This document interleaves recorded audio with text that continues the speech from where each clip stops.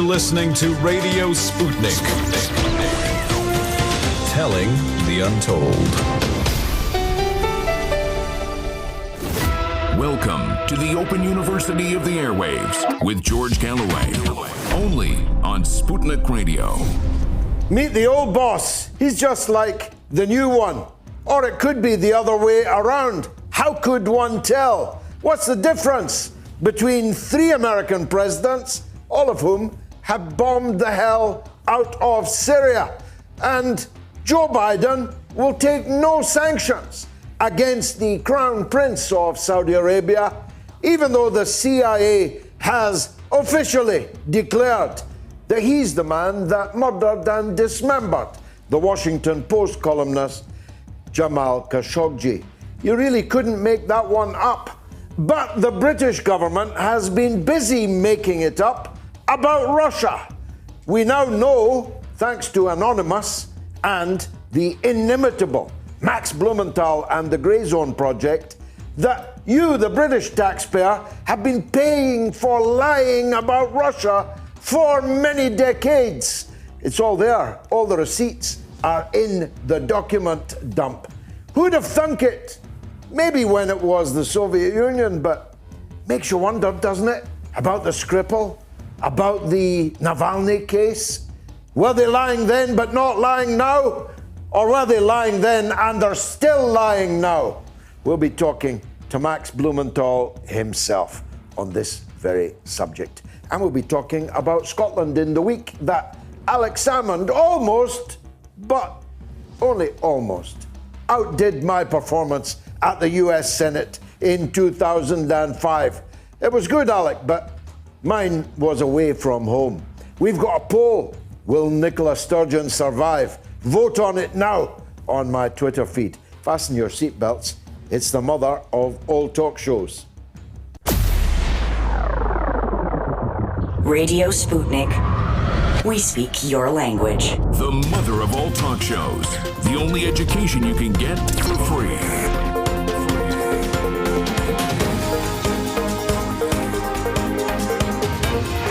George Galloway. This is Radio Sputnik. Well, America has got a new boss, but how could they tell? As was said on the death of Calvin Coolidge by the wonderful Dorothy Parker. When told that Coolidge had died, Parker said, how could they tell? How can you tell that America has a new president? This president, like the last one, has not written any relief checks for the mass of the American population. This president, like the last president, is bombing Syria. This president, like the last president, is sanctioning Iran, threatening China, threatening Russia, threatening murder and mayhem with American military might all over the world.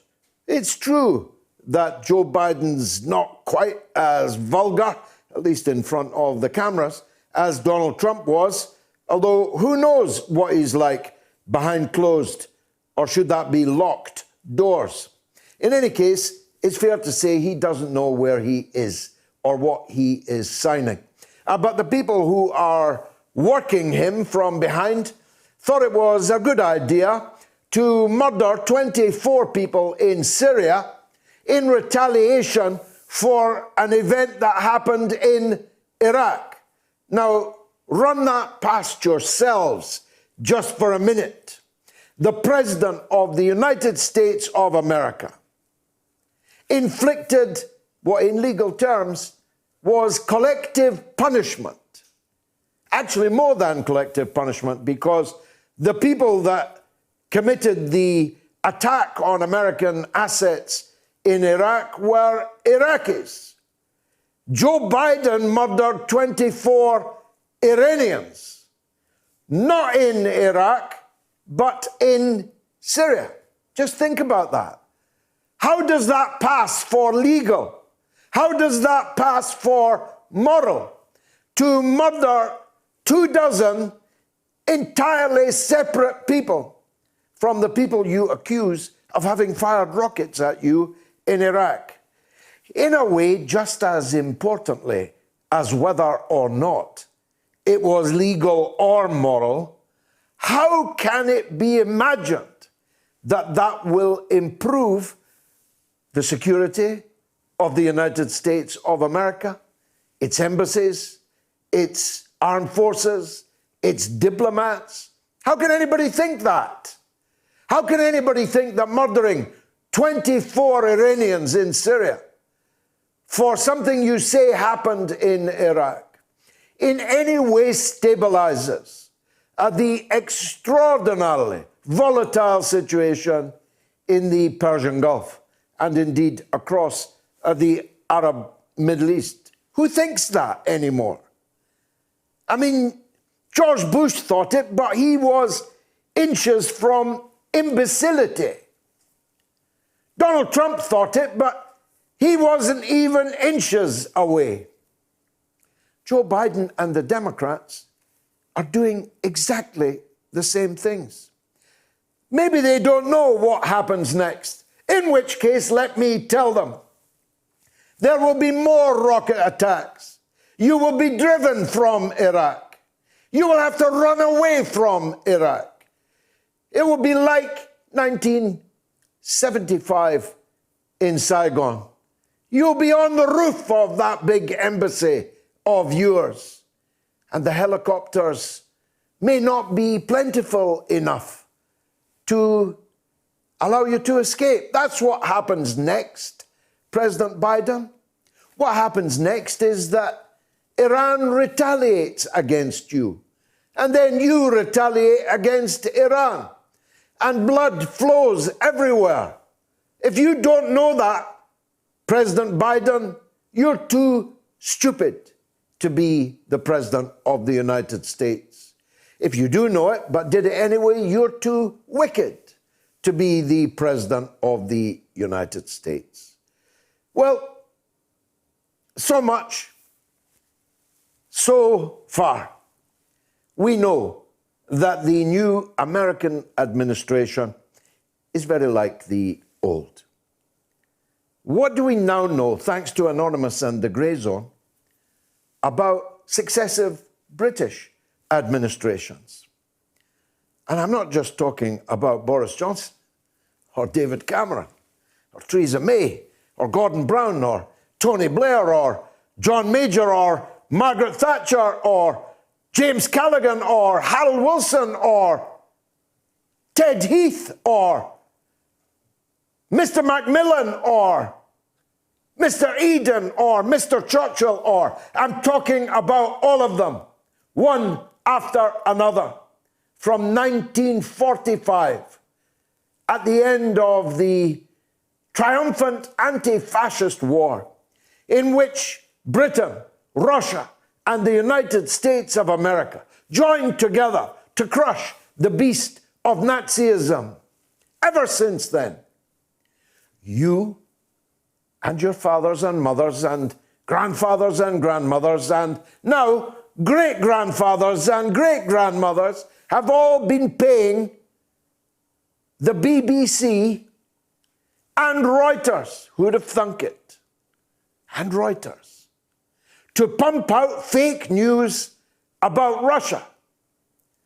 Some of us always knew that must be the case, but now we know it officially, and now we know it for good, because thanks to Anonymous, there was an enormous document dumped including on my desk, but I didn't have the time properly to fillet it.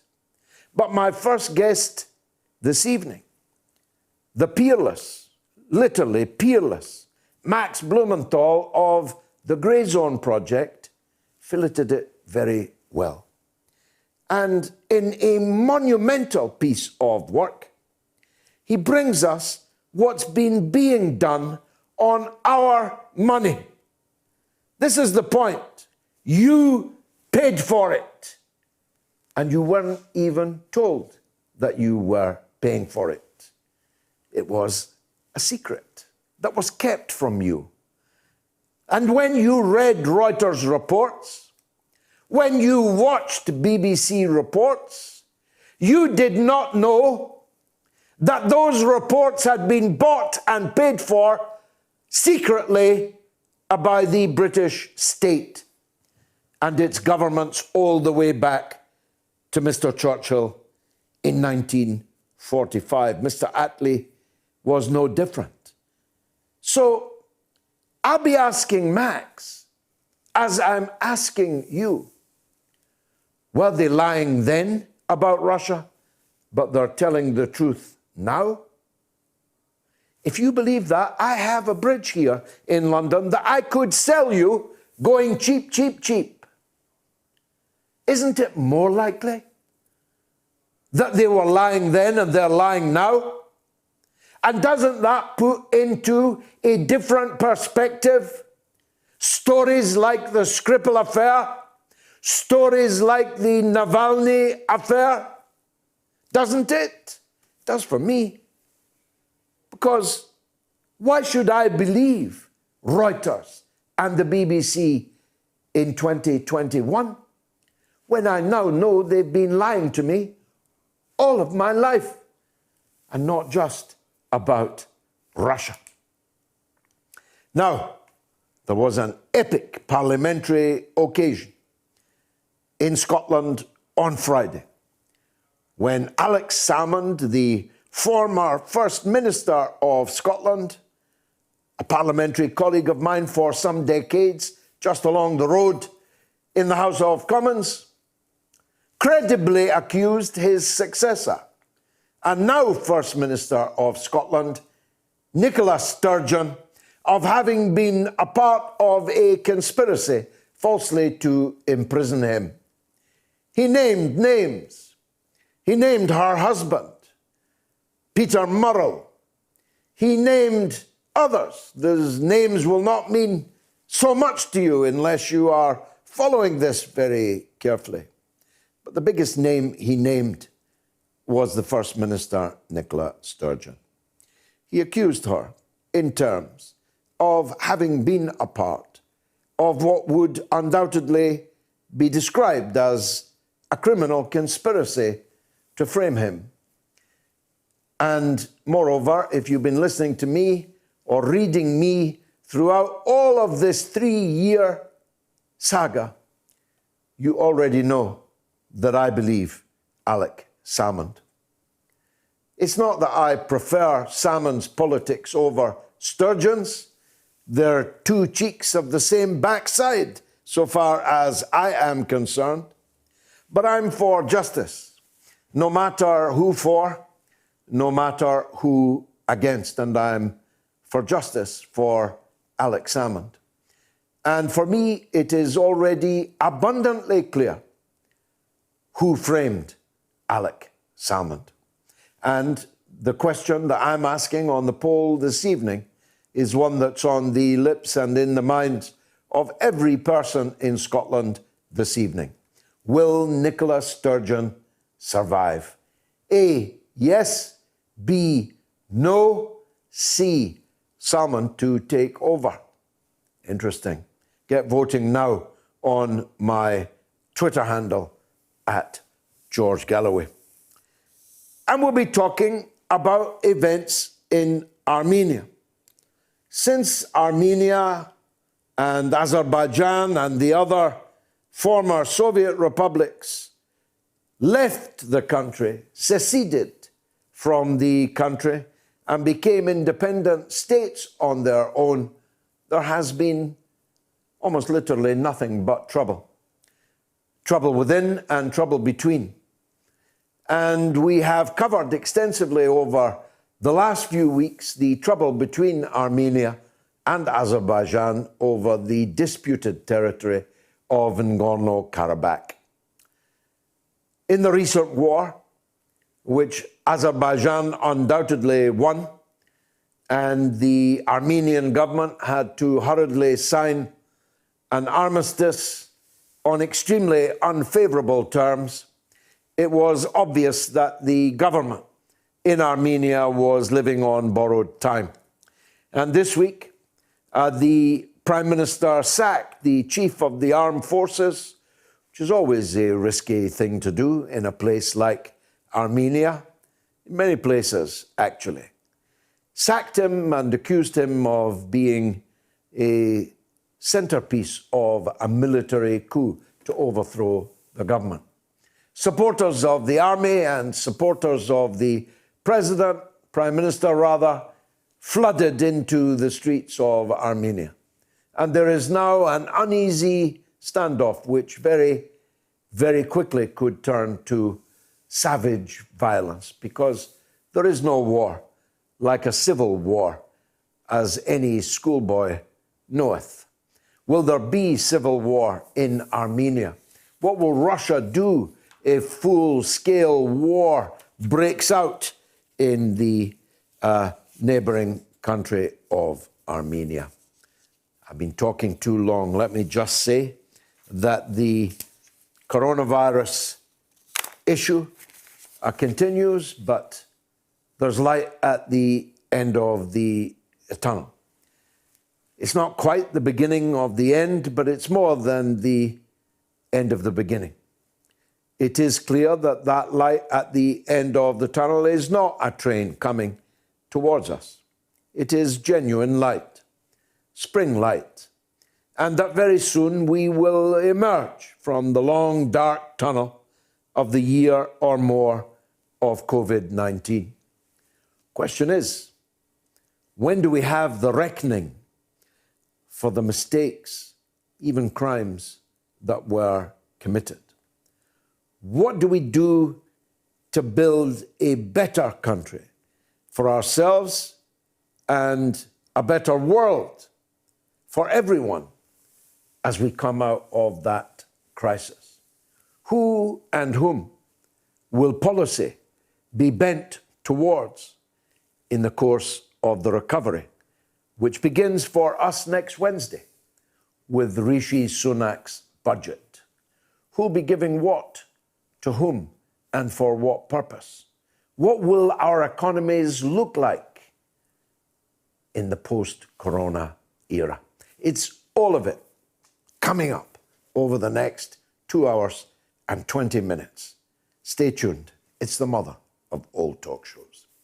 Radio Sputnik.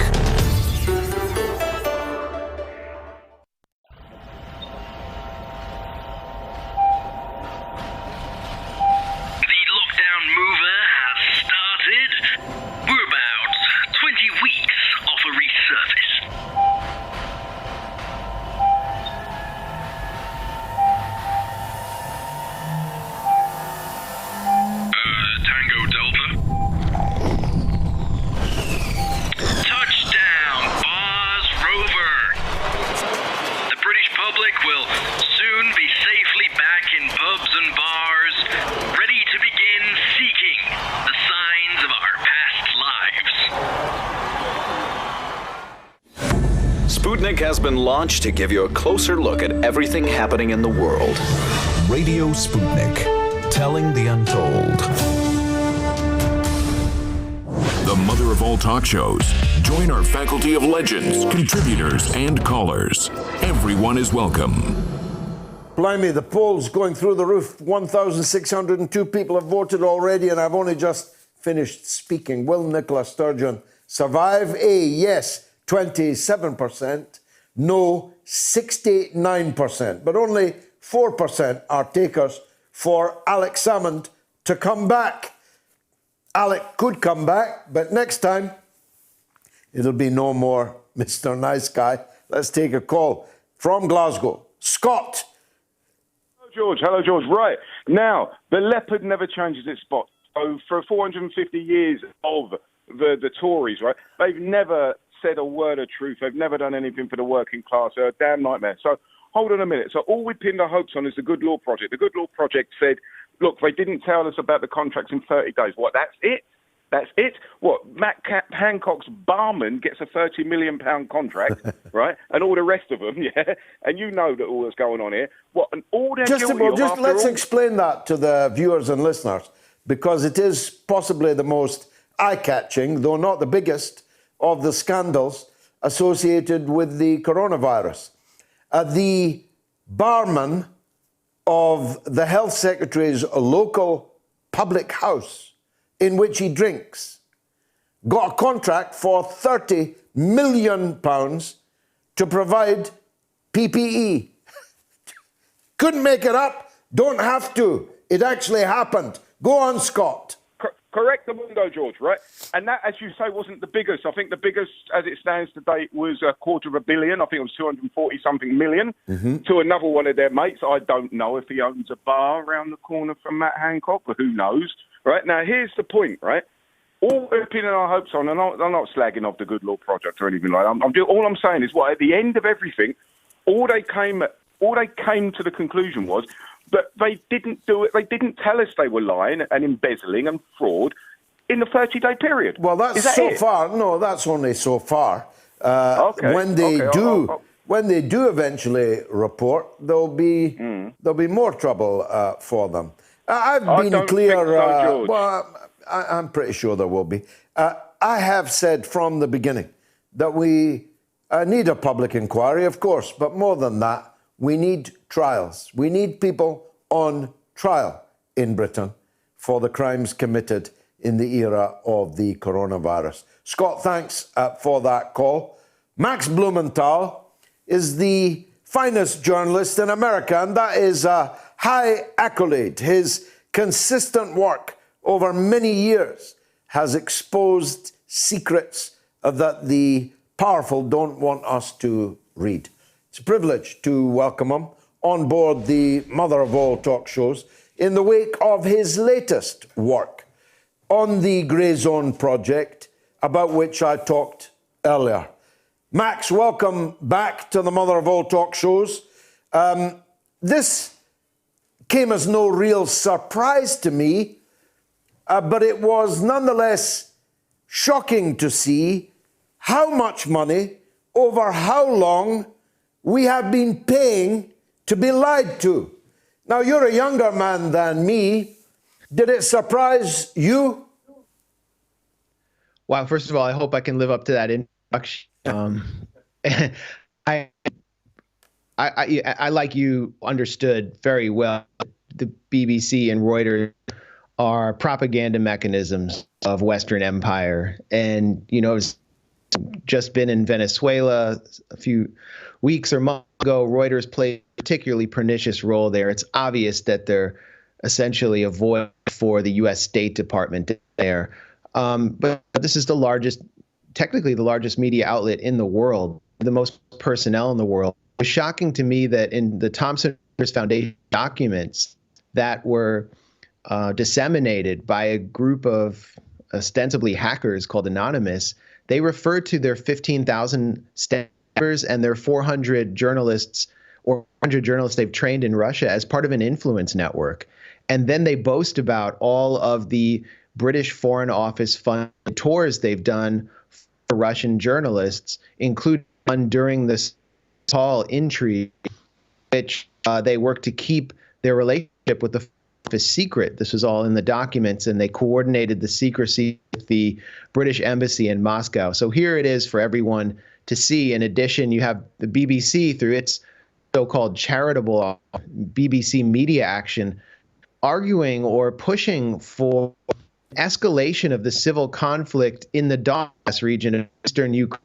I mean, this is just a straight-up violation of journalistic ethics, offering the British Foreign Office to send its staff in, train pro-NATO media outlets to even sponsors outlets, and basically use the resources as a weapon of information warfare in a brutal and civil conflict that millions of Ukrainians are trapped in and thousands have died in. So we can see the responsibility, the secrecy, and the sheer cynicism of these two networks that uphold trust principles, in addition to integrity and independence. And I think it's just put down in such clear terms. Max, we're going to redial you because we're getting too much interruption. Fascinating. We'll be back with you in a minute. Dex says we're governed by a cult in Scotland. You could be the blame for killing over 2,000 old people, but still be voted in. And George says Nicola Sturgeon should do us all a favour and resign. Scottish independence is a lost cause with the SNP. And Jonathan says it's hard to see how Sturgeon can represent the future after this. She divided opinions before, but surely her credibility is now damaged. Can she stumble on for a while retiring for personal reasons in the near future? And Julian says, I hope she goes, but think sadly she'll probably brazen it out. She's shameless and ruthless in equal measure. And Paige says, if the polls keep declining, I don't see her surviving. She will stick around as long as possible, but if a majority looks unlikely, she'll be gone. And Duke says, sadly, she will. She's the type that will cling on amid scandal after scandal. Nothing surer. Now, well, just before we get back to Max, because we did develop some technical difficulties there, let's take a look at the short on the sturgeon salmon affair that I did for RT this week. Take a look.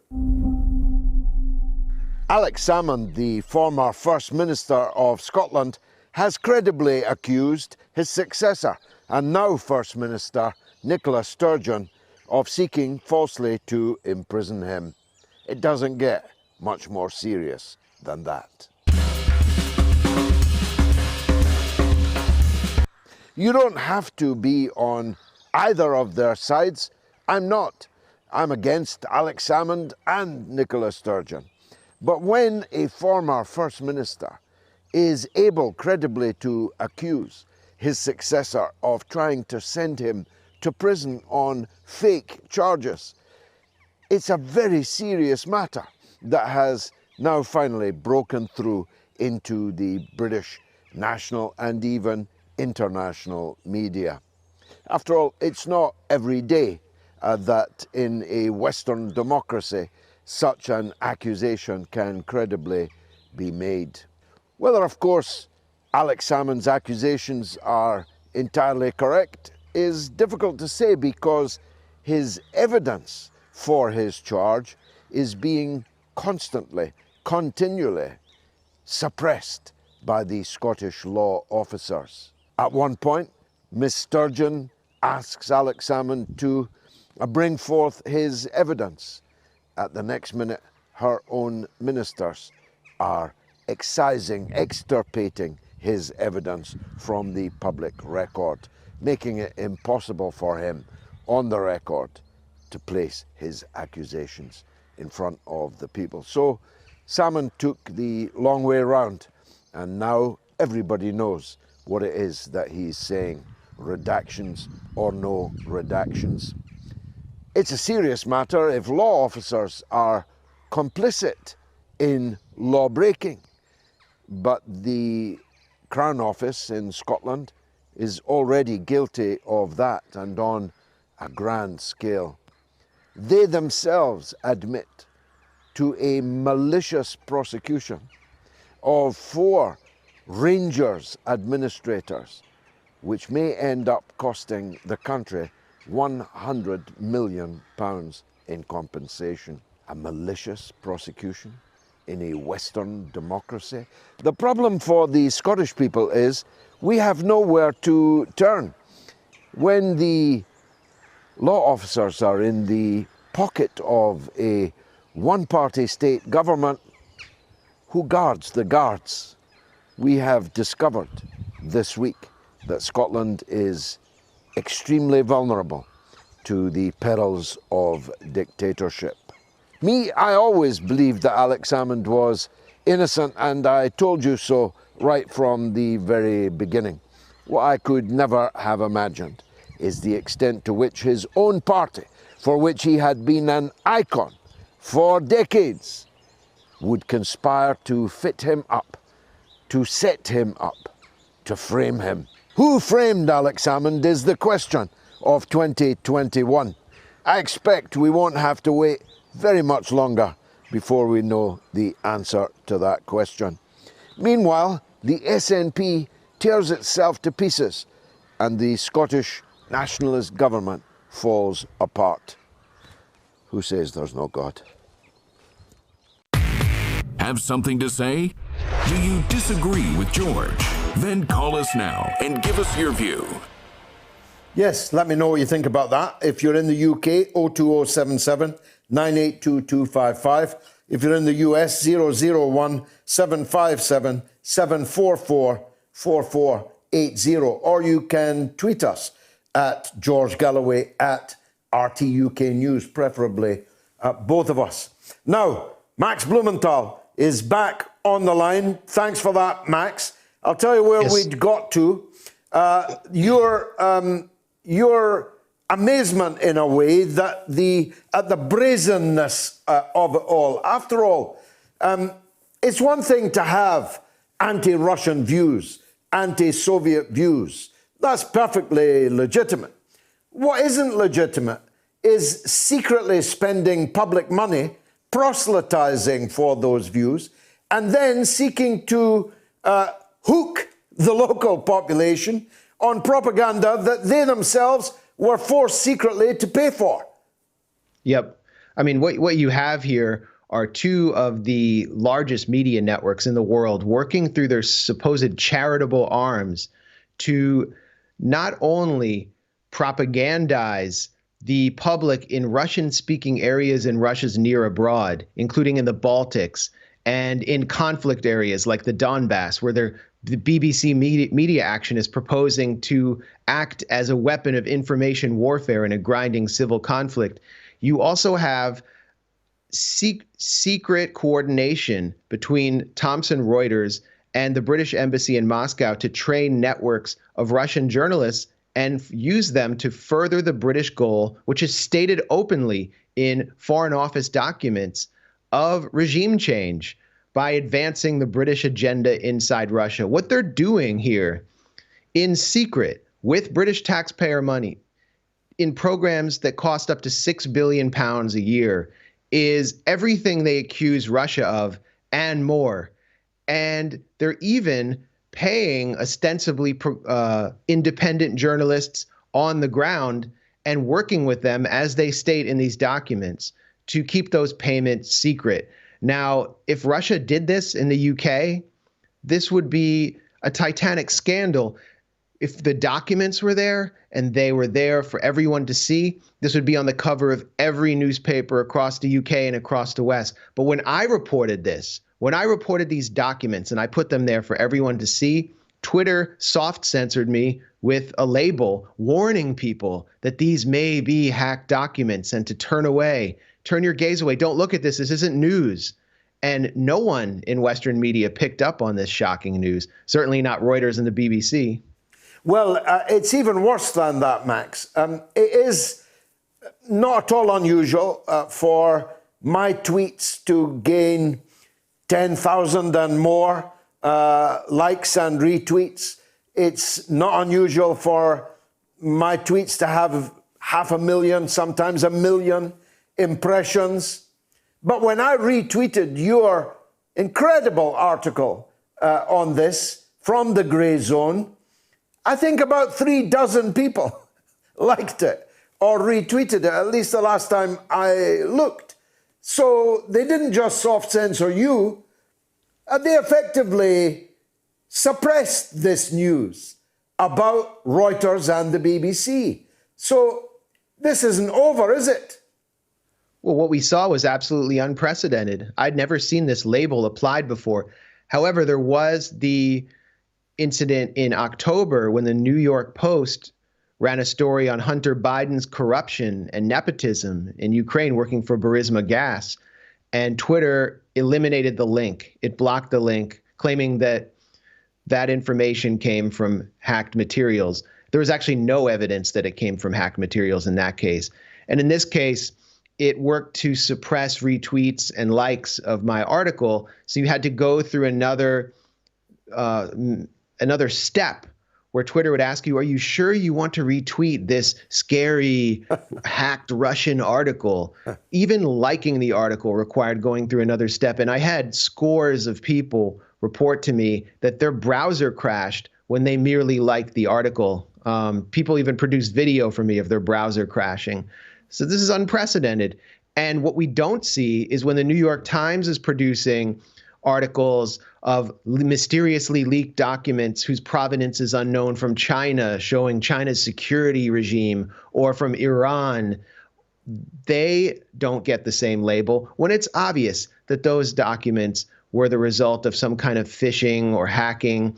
And we even saw a CIA agent, a CIA operative, tell Yahoo News late last year that the CIA under Donald Trump, with so many regulations released, has become basically a U.S. version of WikiLeaks and is doing nothing but hack and dump operations, hacking enemy governments and dumping those documents in friendly media. And we see it day after day. So there's a clear double standard here that Twitter itself has become an arm of the very U.S. empire that Reuters and BBC were revealed to be serving. Yes, and it's the hypocrisy that gets me. As I say, I'm more than happy to fight it out ideologically between the supporters of empire and the opponents of empire. But these are people who tell us that we oughtn't to watch RT, for example, because it's a state broadcaster.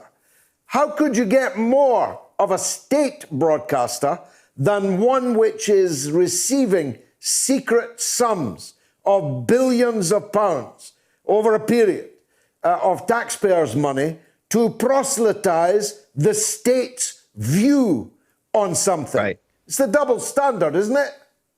Well, and to interfere in other countries' political systems and to do so covertly is far more invidious than anything that RT does. RT is Russia Today. They say that we are a Russian public broadcaster. They're not hiding it.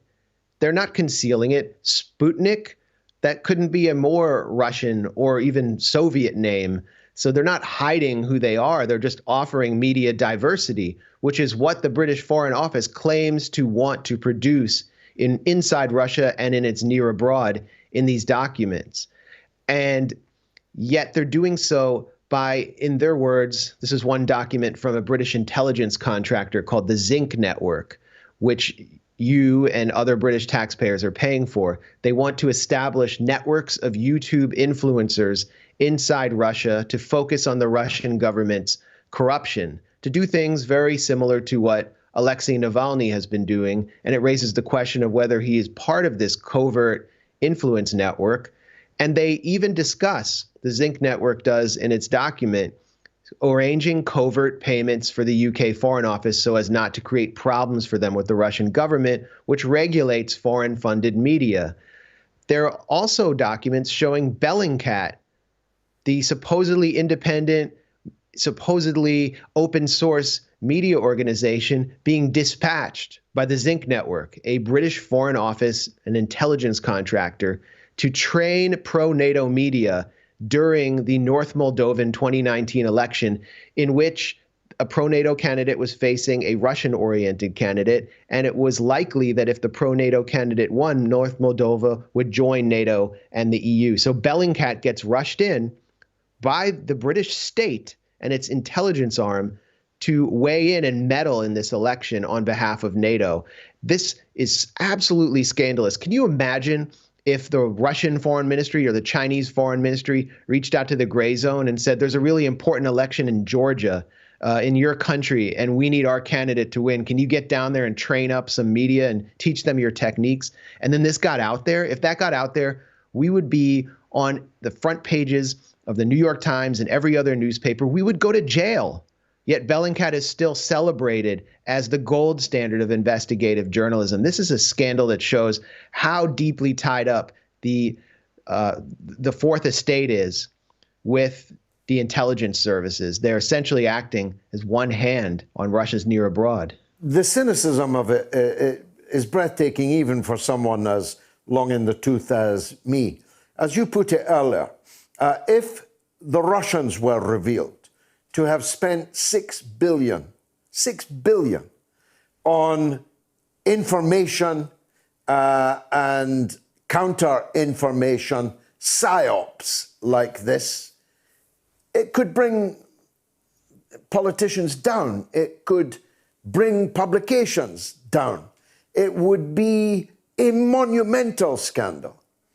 Now, thanks to Anonymous and you, we know that precisely that was done by the British state over a long period of time, and you can't even put it on Twitter without it being suppressed, far less expect any so-called mainstream media outlet to report it.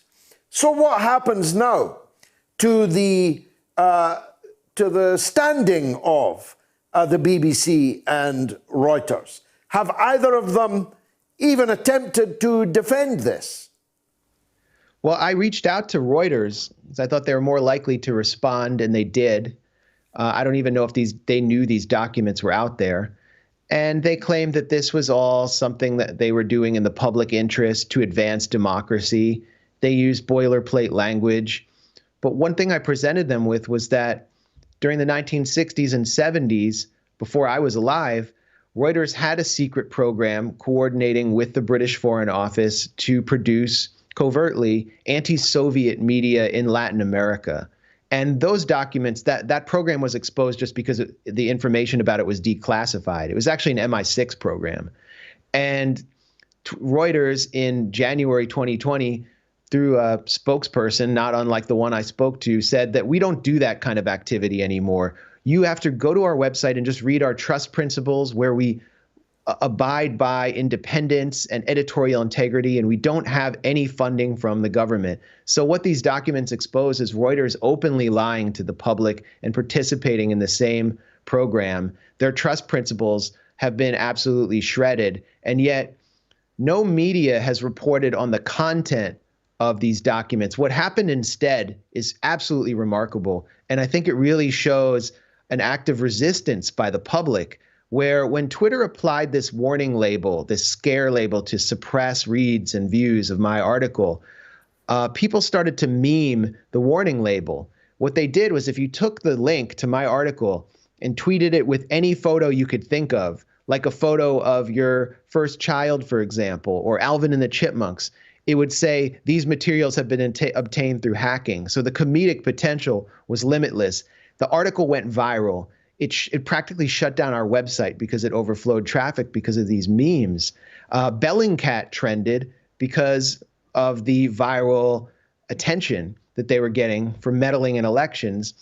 And then the media organizations that cover the internet and cyberspace, they began picking up on this, and they began linking to the article. So inadvertently, and thanks to this amazing act of electronic resistance by the people, it wound up getting around the Twitter censors, and the people wound up hacking Twitter back. So I think there is a lot of interest in what's taking place, but this shows how little the media serves the public interest, that they would refuse to report on these documents. And of course, Julian Assange is in jail in Belmarsh prison for doing precisely this, producing public transparency, revealing state secrets that are in the interest of the public, and he's been jailed.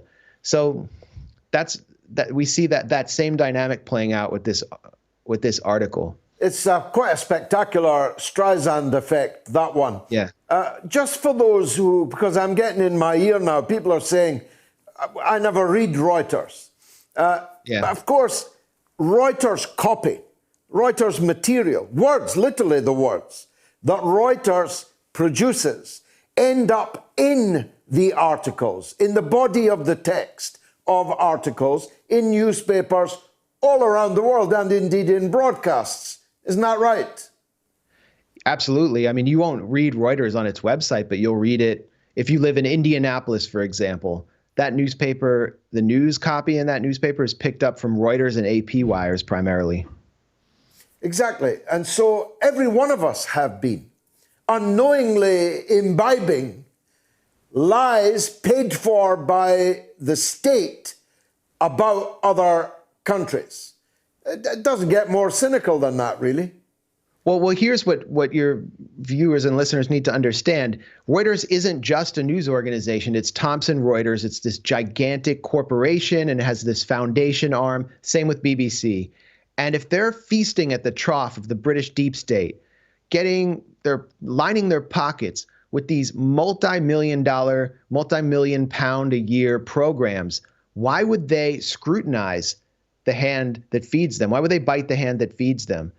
This helps explain why BBC's coverage of the plot against Jeremy Corbyn, the phony anti-Semitism witch hunt, the phony attempt to paint him as some kind of Russian agent, was so poor and so consistently echoed the narrative of his enemies, many of whom were former or current deep state agents. So Reuters, it's the same situation. They're not going to bite the hand that feeds them. And these are journalists who are sitting right there in London.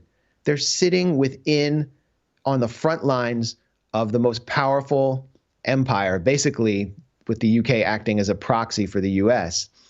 And they are not going to scrutinize the more powerful force here. What they're going to do is act as a force multiplier and help train journalists abroad to help further the goals of regime change, and to do it secretly without the public knowing.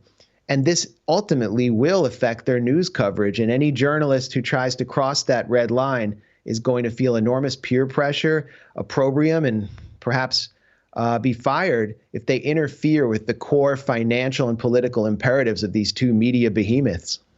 Max, thanks very much as always. Brilliant perspective there on these dark actors. Max Blumenthal of the Grey Zone Project. You should follow them both. If you're not regularly reading them, you really should be. There's nothing better that you could read. Now, before my next guest, let me get through some of the social media comments. Robert says, brilliant stuff, straight to the point, brutally honest. Let's hope it's the beginning of the end of this dangerous lot in Scotland. And Lane says, what we really need is for Mr. Salmond to do a tell-all interview after this inquiry ends. And Dan says, hopefully, this is the beginning of the end of the SNP. And Leo says, shame he wasn't allowed to talk about the secrets in the redacted text. He was great, but he didn't do enough. The SNP will still do well in the May elections, and Sturgeon will soon be there. I'd hoped for more. I'd love to hear him on your show. And Jay says, extraordinary.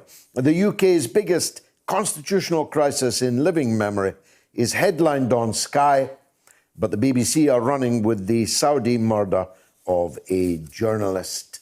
Are we going to have Mark Selboda anytime soon?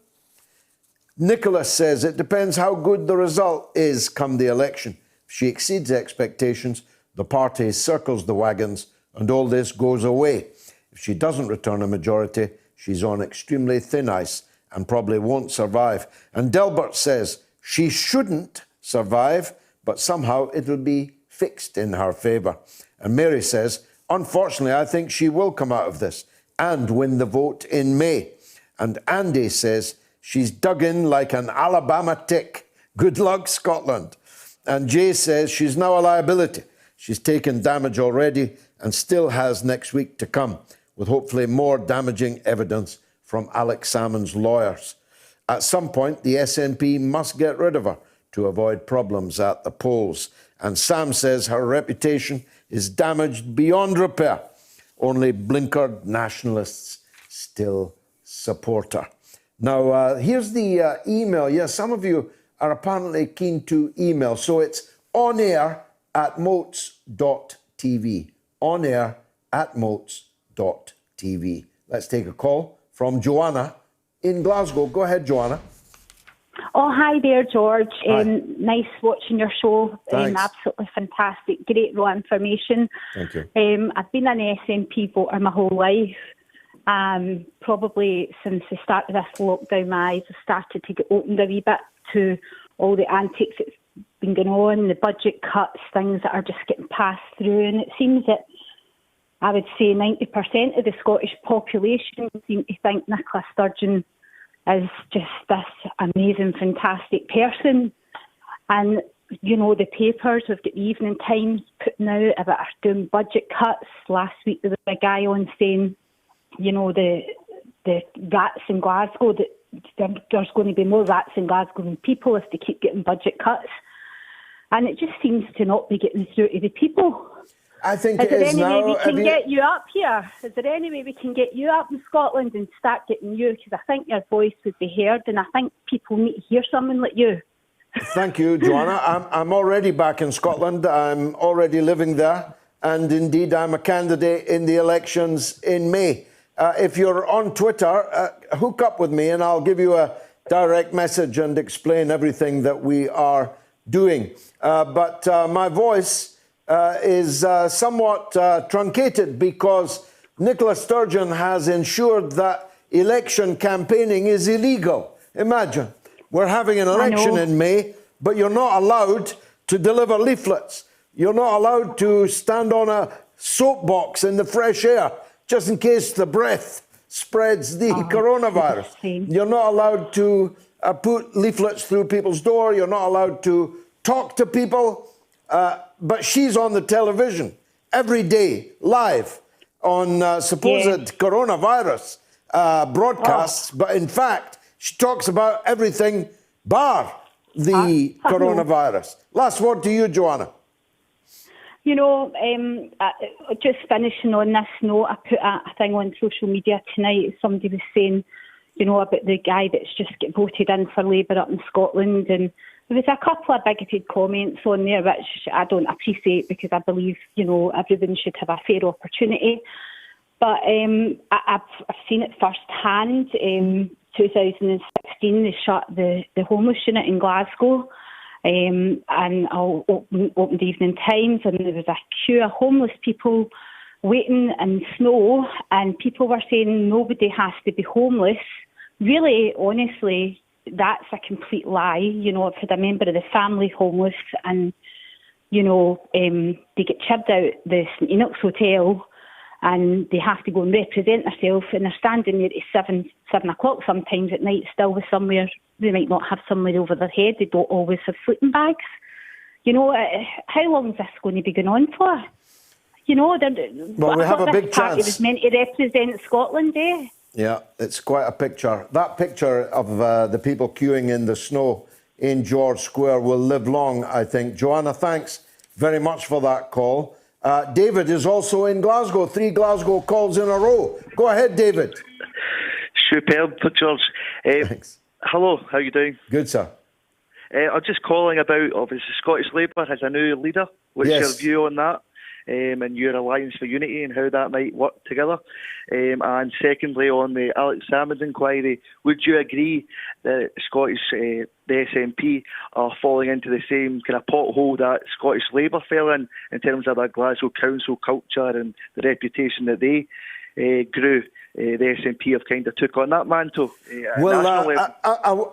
Although I legally, there's no legal problem stopping me discussing my own political party and my own campaign, I prefer not to do it, David, for ethical reasons. I just somehow feel that ethically I should not use this platform for that.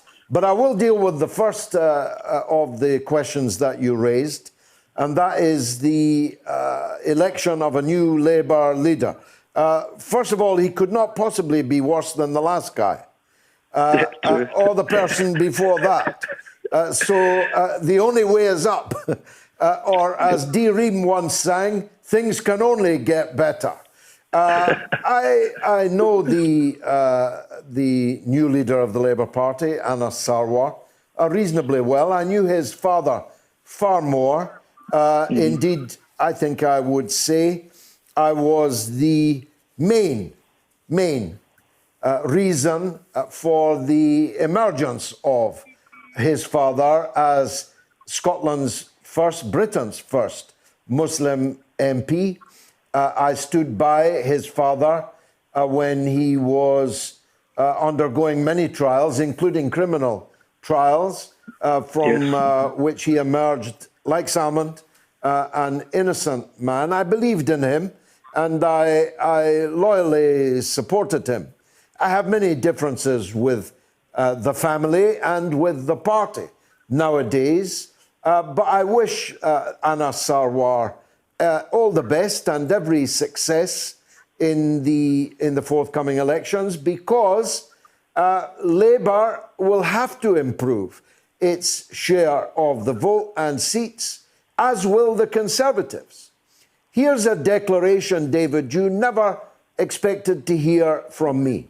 I'll be voting Conservative in the elections in May on my constituency vote for the first time in my life, because my local MSP is a Conservative and the challenger to him is the SNP. So my view is that everyone should vote for the best placed candidate standing against the SNP, because this is a one-off election.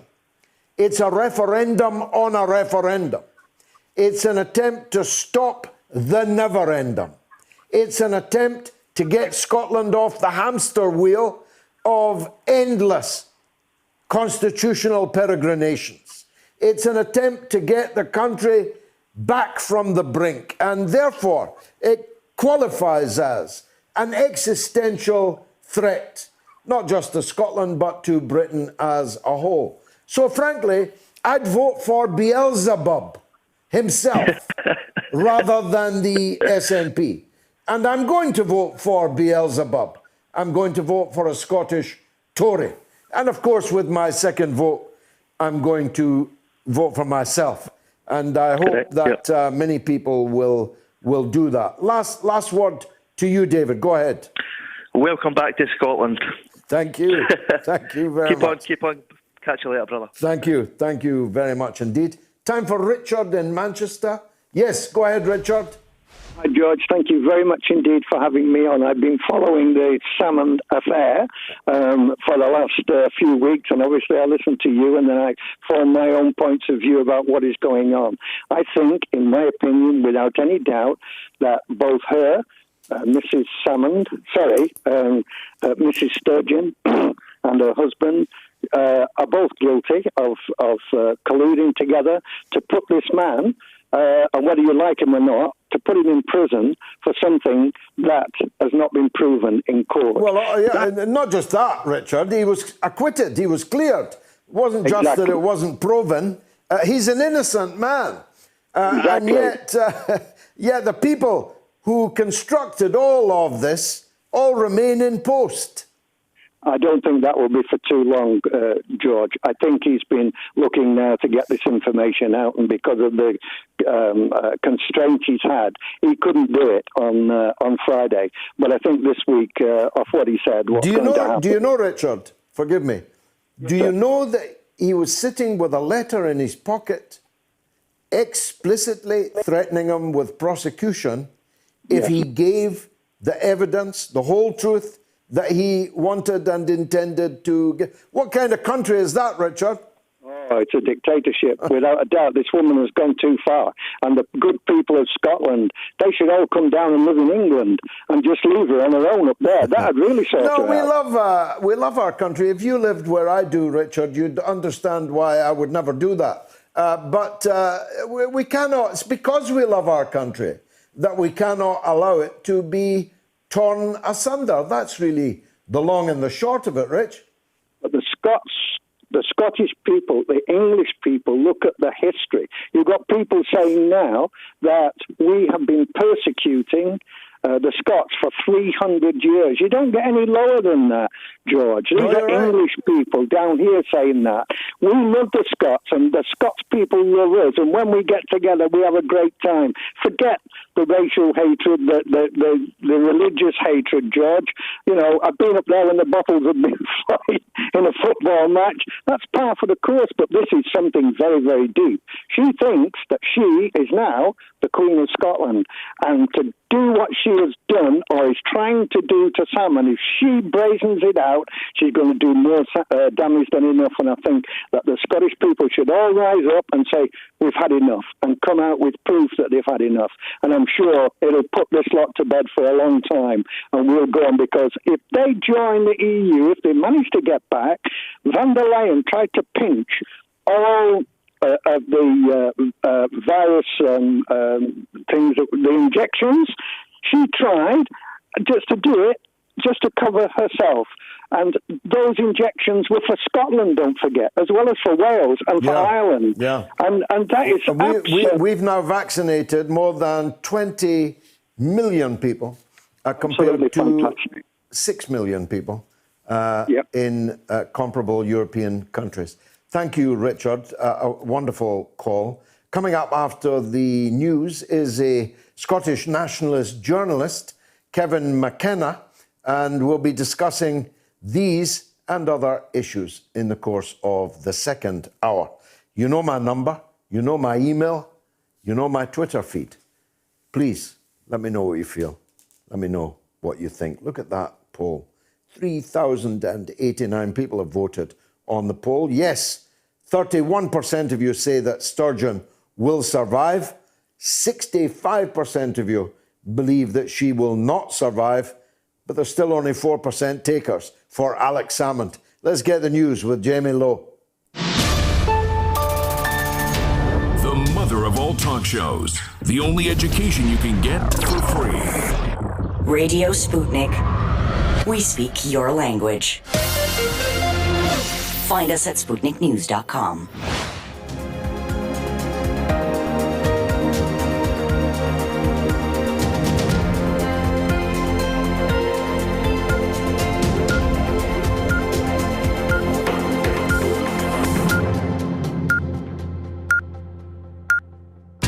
Radio Sputnik News.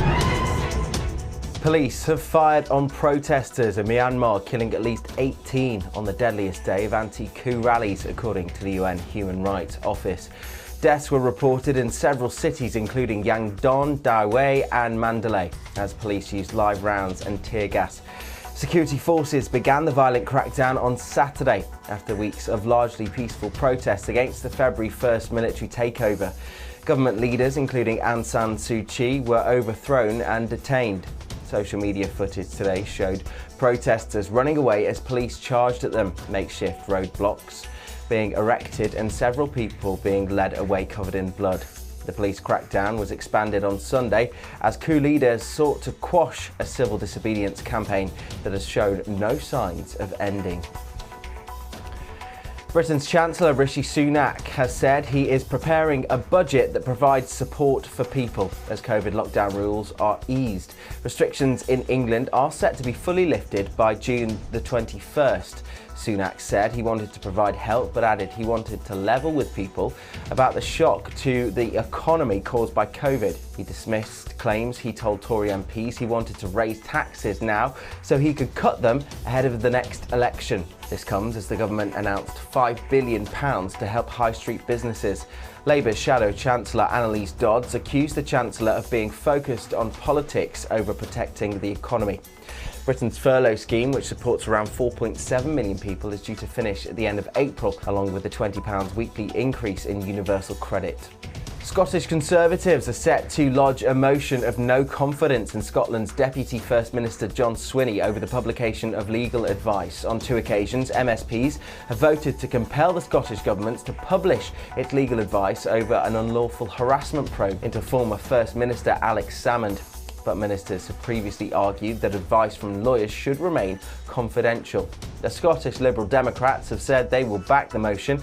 Tories have given the Scottish Government until Tuesday to release the document. The row centres on legal advice that was given to the Scottish Government after Salmond launched a judicial review of proceedings in 2018 at the Court of Session over the way harassment complaints against him had been handled. The government ended up admitting it had acted unlawfully because one of its investigating officers had prior contact with 2 complainers and had to pay Salmond more than £500,000 in legal expenses as a result. Salmond has alleged that the government was given legal advice that it was unlikely to win the case months before conceding defeat. US regulators have formally approved the single-shot Johnson & Johnson coronavirus vaccine, the 3rd jab to be authorised in the country. The vaccine is set to be a cost-effective alternative to the Pfizer and Moderna vaccines and can be stored in a refrigerator instead of a freezer. Trials found that it prevented serious illness but was 66% effective overall when moderate cases were included. The company has agreed to provide the US with 100 million doses by the end of June. The first doses could be available to the US public as early as next week. The UK, EU and Canada have also ordered doses, and around 500 million doses have also been ordered through the COVAX scheme to help supply poorer nations. A new lockdown has been imposed across West West Bank as Palestinians face a fresh surge of coronavirus cases and a continued wait for a proper vaccine rollout. The Palestinian Prime Minister Mohammed Shtayyeh announced the 12-day shutdown late on Saturday and blamed it on the struggle to get vaccines delivered to the territory. In the last 24 hours, there have been 910 new cases and 5 deaths in the West Bank. To date, Palestinians in the West Bank have received 10,000 doses of Russia's Sputnik vaccine. A separate delivery of 20,000 Russian vaccines has been delivered to other Palestinian territory, Gaza. The COVAX scheme, the global initiative to get vaccines to poorer nations, has yet to provide any for Palestinians, but a delivery is expected this week. Israel has now vaccinated half of its population, but only provided 2,000 jabs to the West Bank. Israel has said that it would provide the vaccine to Palestinians in the West Bank and Gaza, but only once Israel's population has been vaccinated. Britons are being warned making the most of the warmer weather and sunshine could jeopardise our chances of sticking to the Prime Minister's reopening roadmap. Warmer temperatures and bright sunshine have brought out crowds across the country, with pictures showing packed parks and waterfronts. But Professor Callum Semple, an expert in outbreak medicine, warned the public to continue sticking to the lockdown rules or we could blow it, he said. Asked whether crowds could cause case numbers to rise again, Semple, who sits on the government's SAGE advisory board, admitted this is a big worry to us. Donald Trump will give his first speech since leaving office as US President later today at the Conservative Political Action Conference. It comes just weeks after he was acquitted during an impeachment trial, which saw some members of his own Republican Party vote against him. Trump is expected to attack his successor Joe Biden in the Florida speech, especially on immigration and foreign policy, according to US media reports. The mood of the conference so far has been extremely pro-Trump, with loyalists including Texas Senator Ted Cruz and his son Donald Trump Jr. among the speakers confirmed. The former president remains banned from social media platforms including Facebook and Twitter over his response to January's deadly riot at the US Capitol. He will also reportedly focus on the future of the Republican Party during his speech amid a party divide over its political direction. But he is not expected to confirm another presidential run in 2024 yet, according to a senior advisor quoted by CBS. And finally, a Californian plastic surgeon is being investigated after he attended a virtual court hearing while operating on a patient. Dr. Scott Green reportedly turned up for the video conference, which concerned a traffic violation, while in an operating room and wearing surgical scrubs. According to the newspaper, the Sacramento Bee, beeps of medical machinery could be heard during the Zoom call, and the patient's procedure was taking place just out of view. A courtroom clerk asked Green, "Are you available for trial? It kind of looks like you're in an operating room." The doctor confirmed that he was in the middle of surgery, but urged the court to proceed. He then appeared to continue working with his head down while he waited for Thursday's trial to begin. But when the judge entered the chamber, he said he was reluctant to proceed. The doctor seemed to dismiss his concerns, replying, "I have another surgeon right here who's doing the surgery with me, so I can stand here and allow them to do the surgery also." But the judge decided to postpone the hearing because it wasn't appropriate to conduct a trial under the circumstances, telling Green he would rather set a new date. The doctor apologised, but the judge interrupted him and said, "We want to keep people healthy, we want to keep them alive, that's important." The Medical Board of California says it's looking into the incident. And that's the latest here on Sputnik News. I'm Jamie Lowe.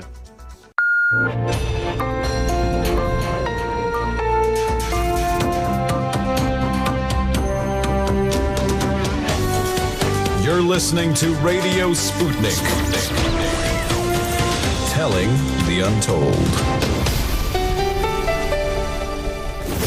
Welcome to the Open University of the Airwaves with George Galloway. Only on Sputnik Radio. You are watching or listening to the mother of all talk shows. If you're in the Washington, D.C. area, I hope you're listening in crystal clear FM on 105.5.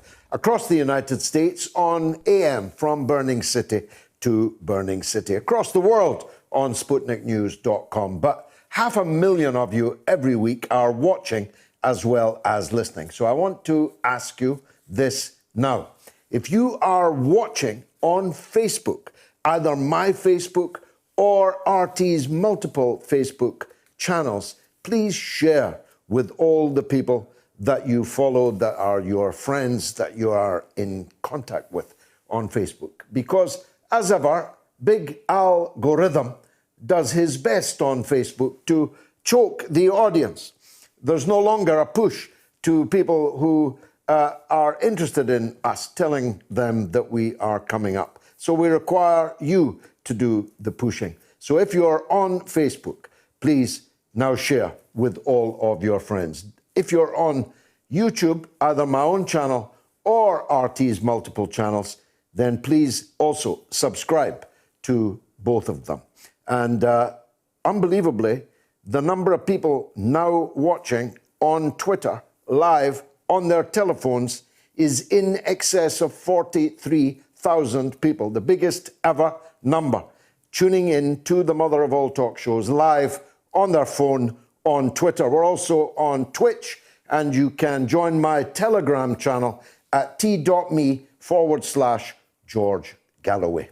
Now, Kevin McKenna is a Scottish journalist of note. No disrespect, he's been around almost as long as I have, so there's not much that he hasn't seen before. Although, probably like me, he's never seen a session like Friday's with Alex Salmond with a chest infection for 6 hours, holding the attention of the whole country, indeed beyond the borders of Scotland, very significantly so. Kevin McKenna joins me now. Kevin, thanks for coming on board, the mother of all talk shows. I hope I didn't out you in terms of your age. You very kindly neglected to say what age I was. You just said that I'd been around for a while. Well, and that is indubitably true. But we haven't seen anything quite like what we saw on Friday, have we? Yeah, it was quite astonishing. The First Minister, actually, George, it is astonishing. However, it's not as astonishing as around this time last year when the said First Minister was in trial to answer various charges of misconduct, all of which he was found to be innocent of. That was very astonishing, but his performance, I think, on Friday, and it was 6 hours, and it was pretty unbroken, and it was forensic questioning under the most highly pressurised conditions by 9 Scottish politicians.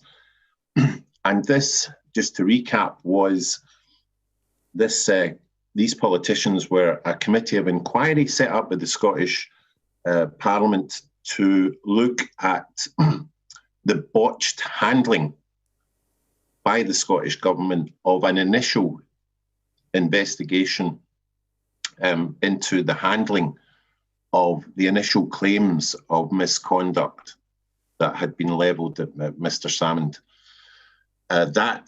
That botched inquiry had cost the Scottish taxpayer £507,000 because it was deemed to be tainted by bias. So not unnaturally, Scottish Parliament wanted to get to the bottom of this, and Mr. Salmond, obviously being a key witness, saw this also as an opportunity to put in the public domain certain information that he felt that he had been told he couldn't lead as part of his defence in the trial last year.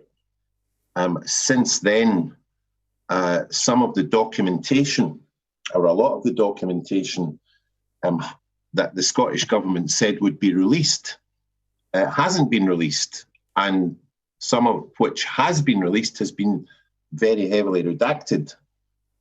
So Mr. Salmond was saying that all of this was part of what he felt was collusion, was a conspiracy to jail him and to take him out of public life, and this was his moment.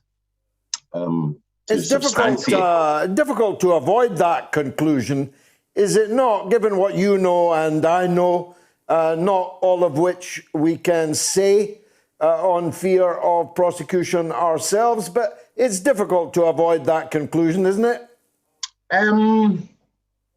What can I say, George? What can I say? I would say that some evidence, some witness testimony last week and in the last few weeks from, for instance, the head of the Scottish Civil Service, who was in charge of the original botched inquiry, which brought us to this moment, and also the chief executive of the Scottish National Party, who also happens to be the husband of the leader of the Scottish National Party. Their performances in front of this committee, shall we say, were not very good, and were evasive, hesitant, and in 2 or 3 cases seemed to directly contradict what Nicola Sturgeon, the First Minister, the present First Minister of Scotland, has said. Indeed, there's a quaintly Scottish criminal charge called prevarication in the witness box. It would be fair to say they were guilty of prevarication. Not only is that a Scottish criminal charge, but it's something that happens in pubs, in households up and down the country. Simple prevarication, and that's probably a very polite term for what has gone on at the committee room number 1 at the Scottish Parliament. I want to ask you about that. It's in a sense a digression, but as we're both old-timers, as we've already agreed, once upon a time, the Scottish political class was Bruce Millan, Donald Dewar, George Younger, Alex Salmon, Jim Sillars, Robin Cook, John Smith. Believe me, I could go on and on. The committee, in a way, showed how shrunken the political class. It's also true here in London, by the way. The political class everywhere seems to me visibly to have shrunk in our lifetime. Yeah, this is something that I and others have lamented over the last few years, and it's possible to see, to witness a kind of dismal managerial class who have gone in a well-plotted route to become either Scottish MPs or Westminster MPs. They've attended the correct leadership meetings. They know all the lingo. They've worked their way up through local authority, obscure jobs in the local authorities, or through kind of legal firms, social work, and devoid of any imagination, possessing the ability to read and retain facts, absolutely loyal to whichever faction is in charge of the party, or rather, whichever faction offers them the best route of advancement, but certainly devoid of what you or I would call wit or intelligence. And as such, when you have that going on at such high levels and so widespread, when it comes to something like this, when you see the head of the civil service, you also see Scotland's chief prosecutor. You also see an assortment of public officials earning anywhere between £80,000 and £130,000 a year, suddenly seem to succumb to what I would call Holyrood amnesia, where they have the correct degrees, they have the correct letters after the name, but they don't seem able to recall facts. They don't seem to be able to recall faces, names. They don't seem to recall where they were at certain points just within the last couple of years. And they can't speak eloquently, they can't speak smoothly, they're forgetful. If if these are the top people who are occupying the best paid, most influential positions in Scotland, and if the last several weeks where there's been a procession of them is anything to go by, then Scotland, or at least civic Scotland, is in a very bad place. Let's talk for a minute about the law officers, can we? Now, you and I, again, I'm not giving away a big secret. You and I are both Celtic supporters. But the Rangers administrators had inflicted upon them a malicious prosecution. The Crown Office's words, not mine. Yes. A malicious prosecution, so grievous that it may cost the taxpayer up to £100 million in compensation and legal costs. Yes. These were administrators, chartered accountants, who were literally shanghaied in handcuffs, thrown into a cell, only for it later to be admitted that they had been maliciously prosecuted, were innocent men and now entitled to millions of pounds in compensation. Now, if political Scotland has shrunk, what do you make of a chief law officer that not only is responsible for it, not the case itself, that was his predecessor, but is responsible now for explaining it all away, who looked to me like a rabbit in front of oncoming headlights. So not only are these people costing us many millions of pounds through incompetence, they don't seem to feel any shame, at least not enough shame to tender their resignations. Yeah, well, George, you and I have a mutual friend called Ron Mackay, who's... he's the editor of this very show. A very fine journalist. Now, you'll remember, and I was certainly working with Ron at the time when he himself was the subject of, shall we say, malicious intervention by British law, the British law enforcement community back in the mid-1990s over what came to be known as Fetisgate, which was similarly bungled, which had a degree of malice in it, and also a degree of confident entitlement, i.e. that when you get to a certain position in the police, backed up by the judiciary, you feel that you can do no wrong, and even if you do, somebody will be there to bail you out, and it will never really see the light of day. Now, this has happened in the case that you've just described in Technicolor to the tune of £100 million, and to point out here, malicious prosecution isn't just wrongful prosecution or wrongful imprisonment, because as we know, no matter how tight the justice system is in any country, people fall through the cracks. There are innocent people in jails, not because of perhaps malice, not because of a grand plot, but basically because the jury came with the wrong verdict. But malicious prosecution suggests that these people, certain people, were trying to put these men in jail when they already knew they were innocent. And they tried to do that because presumably they thought they can get away with it, because this is the law enforcement community. They are a law unto themselves, quite literally.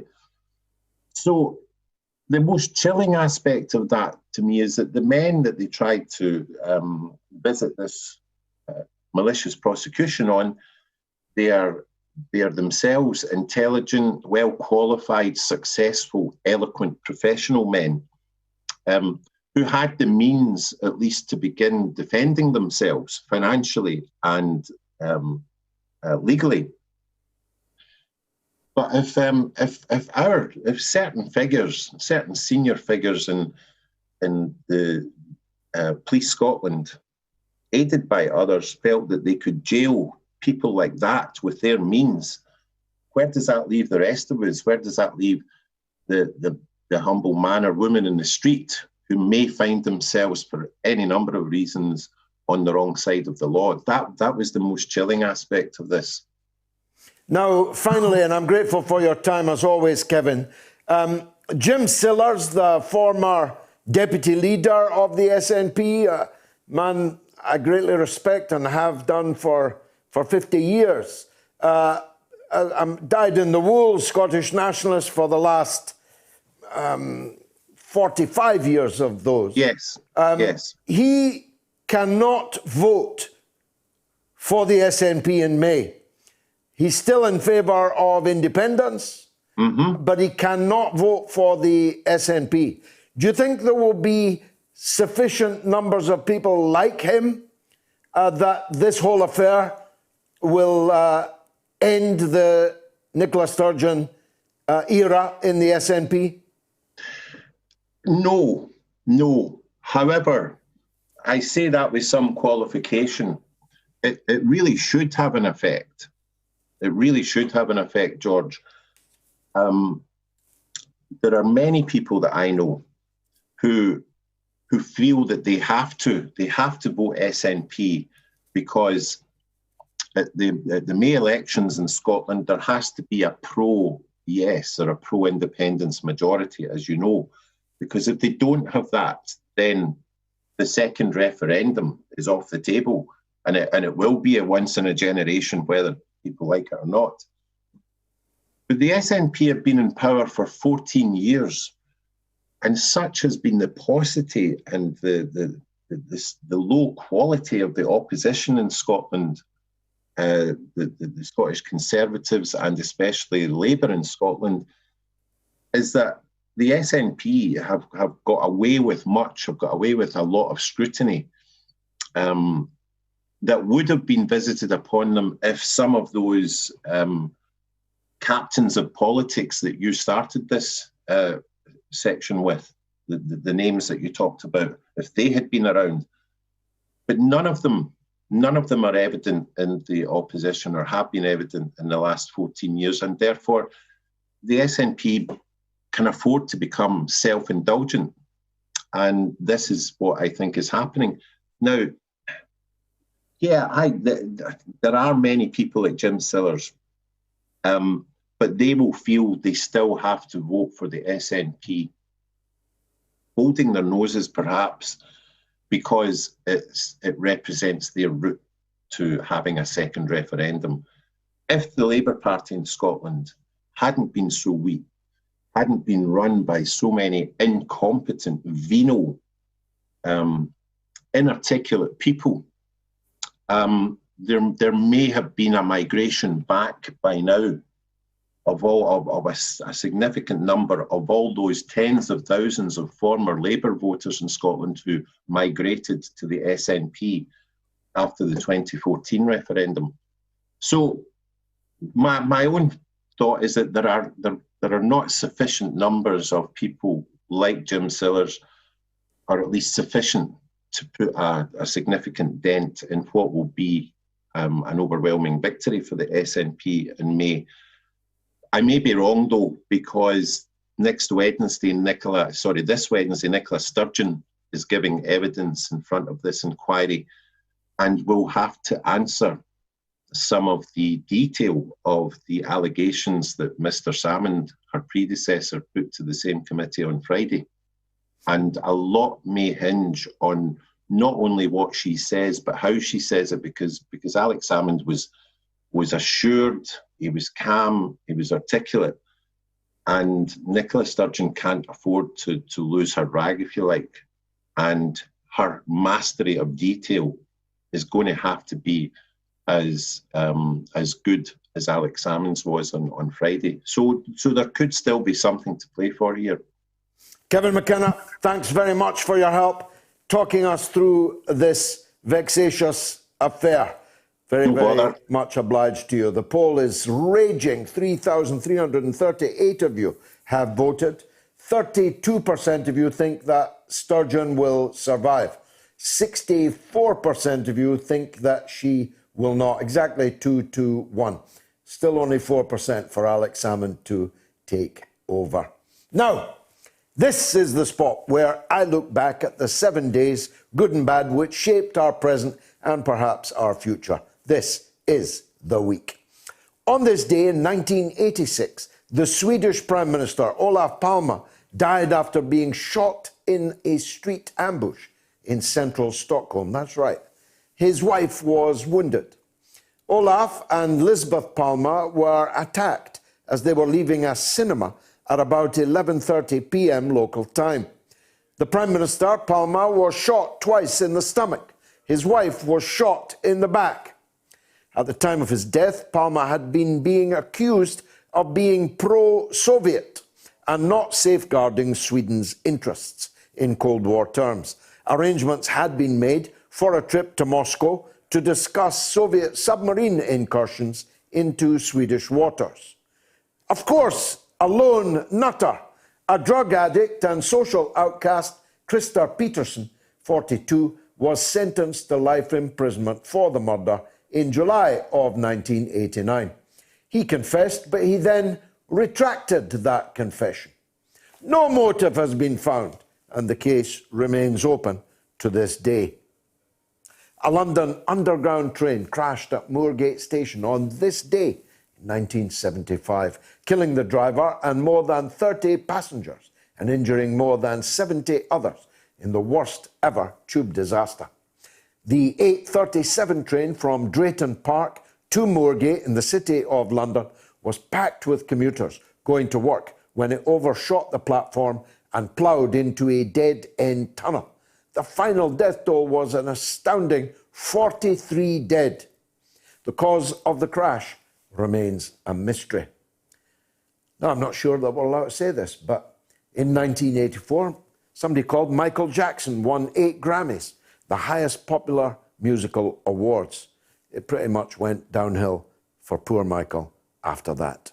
And still on this day in 1991, the guns fell silent and the war was over in the Gulf. A ceasefire was announced in Washington by President George H.W. Bush after Iraq accepted all 12 resolutions made by the United Nations. In a live address to the nation, US President Bush said, "Kuwait is liberated. Iraq's army is defeated. Our military objectives are met." As we all know, that was not, of course, the end of the story. In fact, the war in Iraq is still going on. Now, spinning back several decades, this was the week in 1950 when a top nuclear scientist was jailed for 14 years at the Old Bailey for spying for the former Soviet Union. Klaus Emil Julius Fuchs, aged 38, a civil servant from Harwell in Berkshire, pleaded guilty to 4 offences under the Official Secrets Act. German-born Fuchs, who fled his home country to escape Nazi persecution in 1933, had come to be regarded as one of Britain's top atomic scientists. Fuchs was released in 1959 and went to live in East Germany, where he became deputy director of the Central Institute for Nuclear Research, and he died on the 28th of January 1988. Except he comes back to life in my debut novel, Queensway, and he's very much a part of its sequel out imminently. It's at the printers now, in fact. The sequel's called Black Lake. You can get the book, Queensway. It's only £5. And of course, you can also pre-order its sequel. Now, Fuchs is in my book as the man who effectively invented the British nuclear bomb. And that's because he did. He's not remembered as such, and he was extremely young. He was working with older scientists. But I have reason to believe and evidence to support my belief that Fuchs was, in fact, the man who could make the world's first nuclear weapon. Which is why, in my book, the Nazis who rather shakily occupy the southern part of Britain, having managed to get across the Channel due to treachery in the Admiralty, are desperately seeking Fuchs. And the communists and others in the resistance are desperately seeking him too, to stop him falling into the hands of the Nazis. It's quite a thriller. I'm not just saying that because I wrote it. It is quite a thriller for £5. In 1973, Pink Floyd released their album Dark Side of the Moon. It has since sold 45 million copies. Amazing. The band's then leader, Roger Waters, was here on the mother of all talk shows recently. And if you haven't seen that interview, you really should look it up. The serial killer, Fred West, was charged in 1994 with 2 further murders following the discovery of even more human remains in the garden of his Gloucester home. He was already facing a murder charge over the disappearance of his own 16-year-old daughter, Heather, whose dismembered body was found in the garden of the house at 25 Cromwell Street days before. West was eventually charged with 12 murders. He escaped trial by committing suicide at Winson Green Prison on New Year's Day, 1995. It's amazing how often that happens in prison.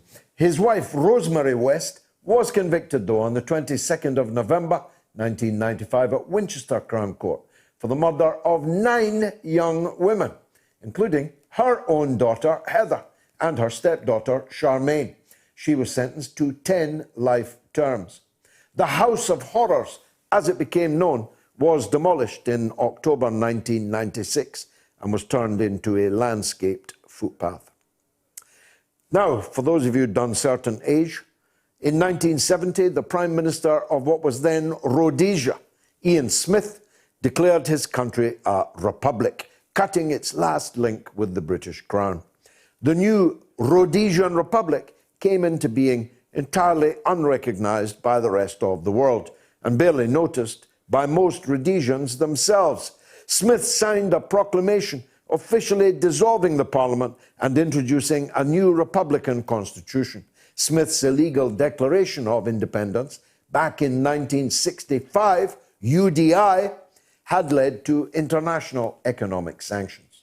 Smith's party, the Rhodesian Front, overwhelmingly won apartheid elections in 1970 and 1974 as government clashes with black freedom fighters intensified. Finally, in 1977, Smith succumbed to sanctions and the high cost of war and agreed to negotiate a transition to majority rule.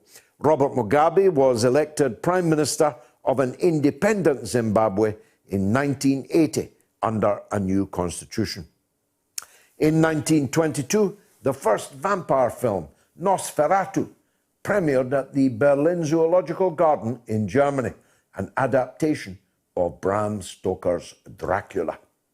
And this was the week in 1985 that miners' leaders voted to end the longest-running industrial dispute in Britain over pit closures without any peace deal. After a year-long strike, the miners' leader, Arthur Scargill, said the campaign against job losses would continue, but miners would return to work. The NUM president, Mr. Scargill, told a news conference, "We have decided to go back for a whole range of reasons. One of the reasons is that the trade union movement in Britain, with a few notable exceptions, has left this union isolated. Another reason is that we face not an employer, but a government, aided and abetted by the judiciary, the police, and you people in the media. And at the end of this time, our people are suffering tremendous hardship." I myself fought every day of that strike. I have been a member of the National Union of Mine Workers, South Wales area, Mardy Lodge, since 1982. And I still, as I read the words I have just read to you, feel my heart sink deeply. As I said earlier, in 1980, the nationalist leader, Robert Mugabe, won a sweeping election victory to become Zimbabwe's first black prime minister. Mugabe's Zimbabwe African National Union Patriotic Front, or ZANU-PF, won 57 of the 80 black seats being contested in the country's first election since the end of white minority rule. Mugabe had arrived in the country only 6 weeks before the election, after spending 10 years in exile, which followed, of course, many years in prison. Rumours began circulating in this week, in 1953 in Moscow, that Joseph Stalin, the longtime leader of the USSR, was near death. An official statement then confirmed that the Soviet leader, who came to power in 1928, had suffered a cerebral hemorrhage. The death of Stalin was officially announced at just after 1 GMT on March 6. The statement said that he had died at 21:50 local time the previous evening. And finally, the disgraced Olympic sprinter Ben Johnson was banned from athletics for life in 1993 after failing a drugs test for a second time. The International Amateur Athletics Federation announced the ban after a meeting in Paris. It had been widely expected after Johnson tested positive for a banned substance in Canada. Canadian Johnson won the 100 metres at the Seoul Olympics in 1988, but was subsequently stripped of his medal after testing positive for performance-enhancing drugs. And finally again, another legendary rock band, Led Zeppelin, first played what is probably their most famous song, Stairway to Heaven, live in 1971 at the Ulster Hall in Belfast, where I have myself performed. It was at the height of the Troubles, so it may be that the music drowned out the sounds a few streets away. As you know, I think, maybe we'll come to it later, I do this program called Gold Bars on my Patreon channel, and I introduced that very song, I think, in the last show, but it could have been the next show, which will be out in the next couple of days. I've got to tell you, it was the only Led Zeppelin track that I would ever have played. Well, that's it. Another historical 7 days. That was the week. That was. Let's take a call. Paul in Kilmarnock. Go ahead, Paul. Oh, hi there, George. Hi. How are you doing? Good, sir. Thank you. And that was a great little bit there about what was happening this week. I just actually looked up there, and it was 37 years ago today that Spitting Image first premiered in ITV. Well, I'll be asking why my editor missed that point, because that would have been a very significant item to include. Thanks for that, Paul. Absolutely, but lovely to see the Led Zeppelin and Pink Floyd. Yeah. That's my kind of thing. I'll tell you what it was, George. I mean, all the things to do with SNP. I mean, I'm a unionist. I'm not into independence, but I've got 3 areas on the marketing that the SNP do that always concern me. One is around independence, when we know their goal is to be a union of Europe. So I don't know how legally they get away with claims of indie rep. It's not very independent, is it, to jump out of one union into another? How can you use that phrase and ask people to vote for something, and if you vote for it, you become a union? Surely that is somewhere, somehow, illegal. Well, not illegal, it's bonkers. Well, yes. and similarly, I have a real issue, and it's to do with the connotations of the word, that the SNP have owned, and in fact, it goes to 2 things. They've owned the phrase yes, and they've owned the saltire. And I've got a real issue with this, because yes is seen as positive, and the saltire's obviously precious to Scotland. Now, I am a Scotsman. I have always been a Scotsman, obviously. I am hugely proud of my country and everything it's done. But that doesn't mean to say I don't love to be part of the Union of the United Kingdom. And I don't want to be negative to say no, or politely no thanks, as we had to do. Why do they own yes in the saltire? Well, they'll never own it again, Paul, if there ever is another referendum, whether once in a generation or once in a lifetime. If there ever is another one, the question will not be yes and no, it will be leave or remain. It will be, do you wish Scotland to leave the United Kingdom or remain in the United Kingdom? And you and me will be campaigning, if we're still here, for Remain.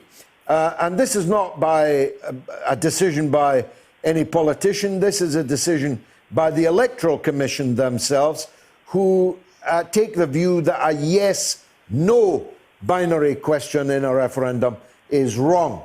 And so if there is ever another referendum, it will be Leave Remain. But I take your point about the flag.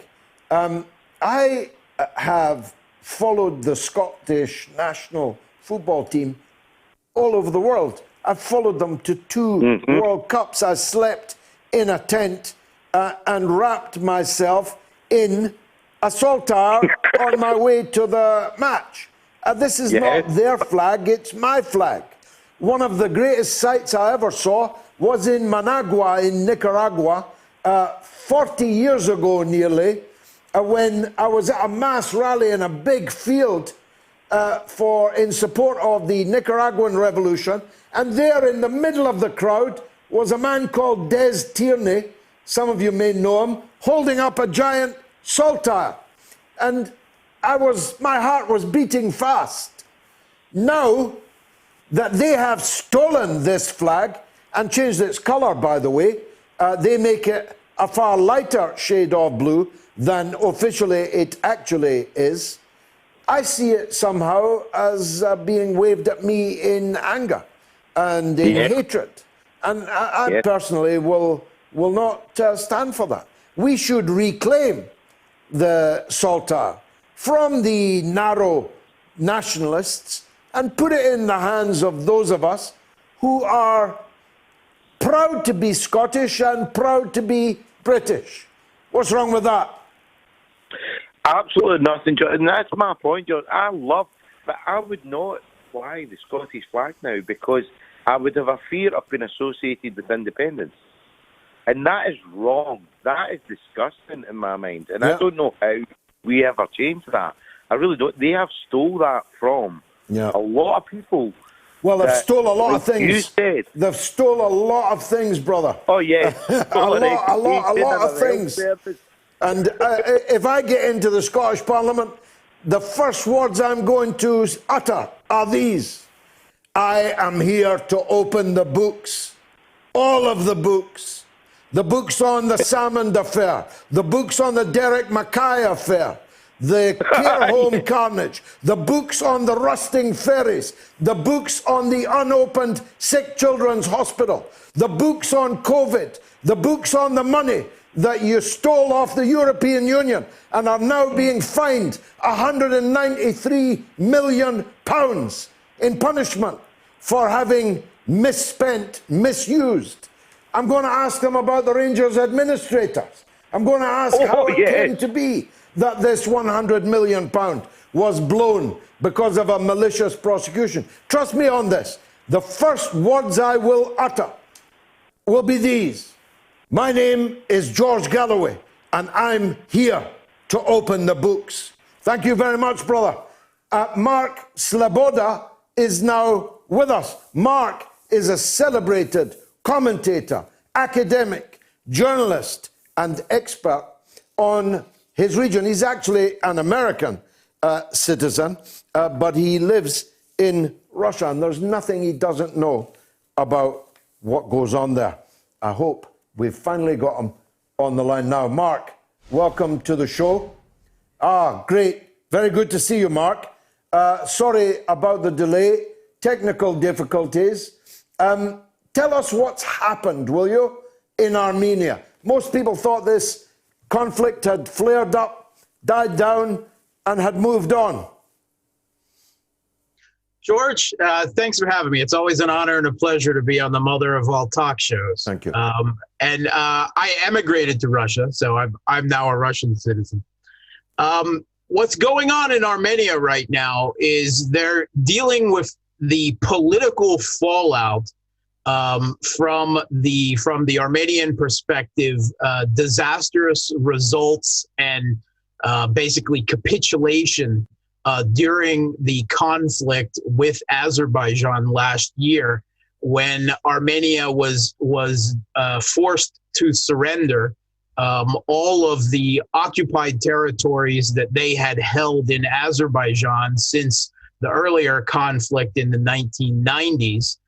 They lost a chunk of Nagorno-Karabakh, the ethnic Armenian majority region, in the process, and had to accept rather humiliating ceasefire terms brokered by Russia that will open up a transport corridor across Armenia, linking the two sections of Nakhchivan. Of course, Russian peacekeepers are maintaining the security of the remaining parts of Nagorno-Karabakh. And Nikol Pashinyan, the prime minister who came to power in 2018 through what has been often called in the press a velvet revolution, well, his approval rating has dropped from 80 to 30%. And he is widely blamed for the loss in the conflict, the conditions leading up to it, sparking it, and losing the conflict rather disastrously, fair or unfair. There are increasing calls across Armenian civil society for him to resign from the prime ministership. First, it came from the Armenian Orthodox Church, very powerful in Armenian society. It's come from the unions. And now the General Chief of Staff of the Armenian military, Onik Gasparyan, has called for him to step down, backed up by a large number of top brass in the Armenian military. And this was followed by a large number of the brass in the police forces as well. And Pashinyan's response to this was to fire Gasparyan, the chief of the general staff of the Armenian military. But under the Armenian constitution, he doesn't have the actual power to do that without the approval and signature of the otherwise largely ceremonial Armenian president, Armen Sargsyan, who has now refused to sign this. The Prime Minister Pashinyan will probably resubmit it, he has a choice of either signing it at that point or sending it to the Constitutional Court. So the brewing political crisis over the aftermath of this conflict politically in Armenia is leading to a constitutional crisis in the country. Well, that all sounds like curtains for the Prime Minister. A former Prime Minister of ours, Harold Macmillan, said that there were three people that you should never have a fight with. One is the Roman Catholic Church, the second is the National Union of Mine Workers, and the third is the Brigade of Guards. And it looks like the Armenian Prime Minister has got a struggle now with the equivalent of all three. Yeah, he does. He really does. And his approval rating is showing it. There are daily protests in Yerevan against him. But we kind of run into a little bit of shall we say, domestic realpolitik here. The opposition opposition is kind of splintered in Armenia. Bright Armenia is the party with probably the strongest lead of the opposition. But the opposition probably actually doesn't want power quite yet. Pashinyan's party still controls the National Assembly, the Armenian parliament, for a few more years. So there's no way to remove him from office without stepping outside the bounds of the Constitution with a coup. And despite what he may say, the military is not staging a coup. They have called for him to resign. They have not put any type of military on the streets to try to force the issue or anything like that. He's generating political rhetoric there to try to rally his supporters and defend himself. But the opposition probably wants him to hang on and make sure that he takes all the political damage and linkage with this capitulation ceasefire. They don't want to be associated with it until it's probably said and done. Because they don't want to be involved in the idea that they are in any way responsible for what has happened. So kind of by default at this point, both the opposition and Pashinyan are against snap elections. So it looks like he may hold on a little while longer, at least until everyone is sure that he's taken all of the blame and this whole ceasefire process has played out. Does Russia have a dog in this fight? Yeah, it does. Pashinyan has always been seen as Western leaning, and he has tried to slowly, if not move Armenia out of Russia's geopolitical orbit, then he would like to move it closer to the West. This is really hard because Armenia is a landlocked country with Russia as its largest trading partner, and Armenia is surrounded, it has 3 countries bordering it. 2 of them are Azerbaijan and Turkey are terrible enemies of Armenia. And Georgia, to the north, has had conflictual relations with Armenia since, for the last decade or more, because Georgia definitely is moving closer to NATO, while Armenia is still technically a member of the Russian-led Collective Security Treaty Organization. So Georgia closed their airspace to traffic between Russia and Armenia in this recent conflict. Russia actually had to bring flights down over the Caspian and through, strangely enough, Iran to get military supplies and to access their military base in Armenia. So there's really no love lost between Putin and Pashinyan, but Pashinyan has been forced rather humiliatingly to accept that Armenian national security, and particularly the security of Nagorno-Karabakh enclave in Azerbaijan, depends entirely, completely on Russia. And none of the Western countries can or will do anything to protect Armenia from Azerbaijan in this situation. There was a phone call between Putin and Pashinyan. The Armenian readout said that Putin offered his support to Pashinyan. The Russian readout says nothing of the kind, and they call for stability and for this internal domestic affair to be settled according to the foundations and strictures of Armenian law. So it's kind of a kiss of death by a bit of remove there. But Russia is neither encouraging the opposition nor the beleaguered prime minister at this point. They're letting Armenians come to their own conclusions about their relationship with Russia in the aftermath of this conflict and political crisis. Supporting the Armenian prime minister as the rope supports the hanging man, perhaps. Mark Selboda, thank you very much indeed, as always, for talking us through a very complex issue, the situation in Armenia. Now, there has been an extraordinary shock. Word must have gone out, he said cynically. Will Nicola Sturgeon survive? Yes, 47%, up 21% in the last 10 minutes. And B, no, 50%, down 22% in the last 10 minutes.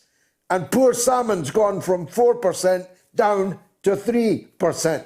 But 5,511 people have voted, by far a record number of participants in our poll. So the poll's now closed, and I'm afraid that Sturgeon will not survive, according to 50% of the respondents. Hard luck, all of you that were dragooned into voting in that poll. Let me get the news with Jamie Lowe. The mother of all talk shows. The only education you can get for free. Radio Sputnik. We speak your language. Find us at SputnikNews.com.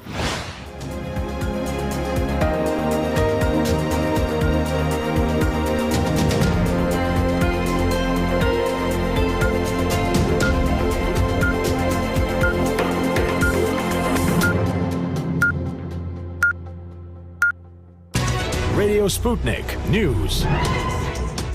Police have fired on protesters in Myanmar, killing at least 18 on the deadliest day of anti-coup rallies, according to the UN Human Rights Office. Deaths were reported in several cities, including Yangon, Dawei and Mandalay, as police used live rounds and tear gas. Security forces began the violent crackdown on Saturday after weeks of largely peaceful protests against the February 1st military takeover. Government leaders, including Aung San Suu Kyi, were overthrown and detained. Social media footage today showed protesters running away as police charged at them, makeshift roadblocks being erected and several people being led away covered in blood. The police crackdown was expanded on Sunday as coup leaders sought to quash a civil disobedience campaign that has shown no signs of ending. Britain's Chancellor Rishi Sunak has said he is preparing a budget that provides support for people as COVID lockdown rules are eased. Restrictions in England are set to be fully lifted by June the 21st.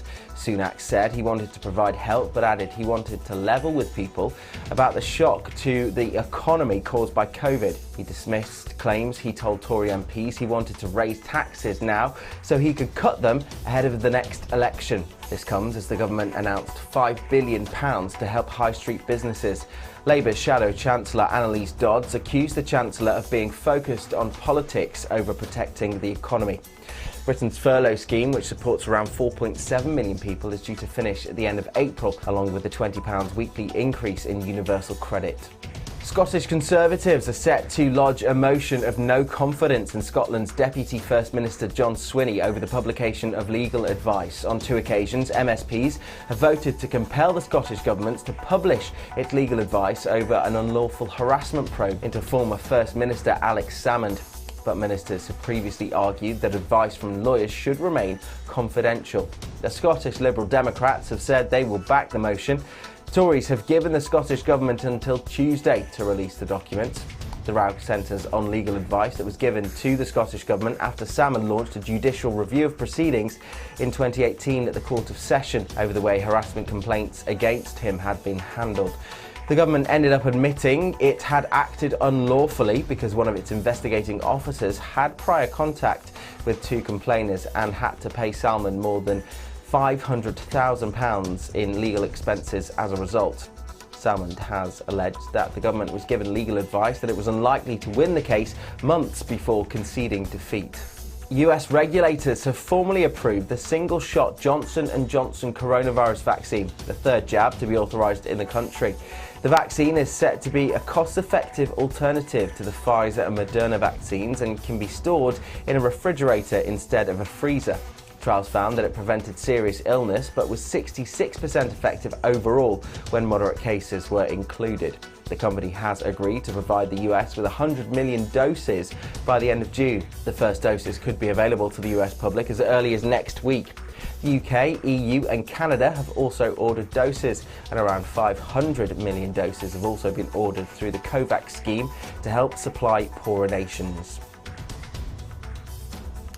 A new lockdown has been imposed across the West Bank as Palestinians face a fresh surge of coronavirus cases and a continued wait for a proper vaccine rollout. The Palestinian Prime Minister Mohammed Shtayyeh announced the 12-day shutdown late on Saturday and blamed it on the struggle to get vaccines delivered to the territory.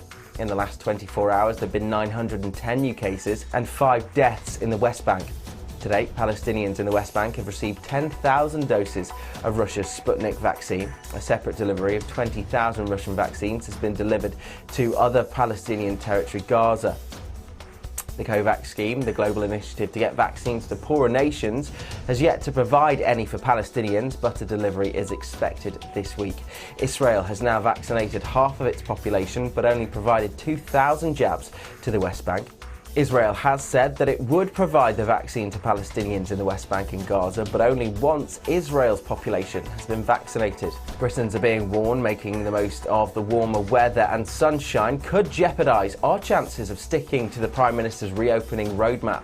Warmer temperatures and bright sunshine have brought out crowds across the country with pictures showing packed parks and waterfronts, but Professor Callum Semple, an expert in outbreak medicine, warned the public to continue sticking to the lockdown rules or weaken could blow it, he said. Asked whether crowds could cause case numbers to rise again, Semple, who sits on the government's SAGE advisory board, admitted this is a big worry to us.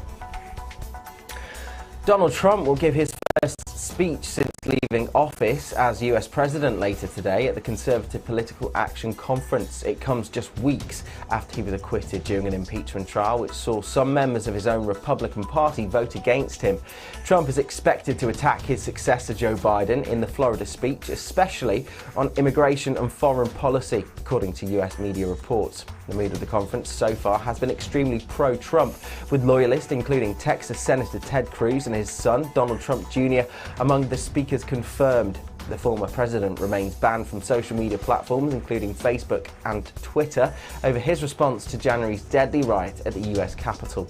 He will also reportedly focus on the future of the Republican Party during his speech amid a party divide over its political direction. But he is not expected to confirm another presidential run in 2024 yet, according to a senior advisor quoted by CBS. And finally, a Californian plastic surgeon is being investigated after he attended a virtual court hearing while operating on a patient. Dr. Scott Green reportedly turned up for the video conference, which concerned a traffic violation while in an operating room and wearing surgical scrubs. According to the newspaper, the Sacramento Bee, beeps of medical machinery could be heard during the Zoom call, and the patient's procedure was taking place just out of view. A courtroom clerk asked Green, "Are you available for trial? It kind of looks like you're in an operating room." The doctor confirmed that he was in the middle of surgery, but urged the court to proceed. He then appeared to continue working with his head down while he waited for Thursday's trial to begin. But when the judge entered the chamber, he said he was reluctant to proceed. The doctor seemed to dismiss his concerns, replying, "I have another surgeon right here who's doing the surgery with me, so I can stand here and allow them to do the surgery also." But the judge decided to postpone the hearing because it wasn't appropriate to conduct a trial under the circumstances, telling Green he would rather set a new date. The doctor apologised, but the judge interrupted him and said, "We want to keep people healthy, we want to keep them alive, that's important." The Medical Board of California says it's looking into the incident. And that's the latest here on Sputnik News. I'm Jamie Lowe.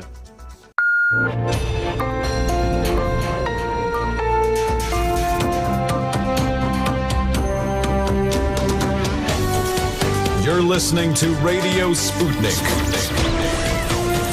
Telling the untold. Welcome to the Open University of the Airwaves with George Galloway. Only on Sputnik Radio.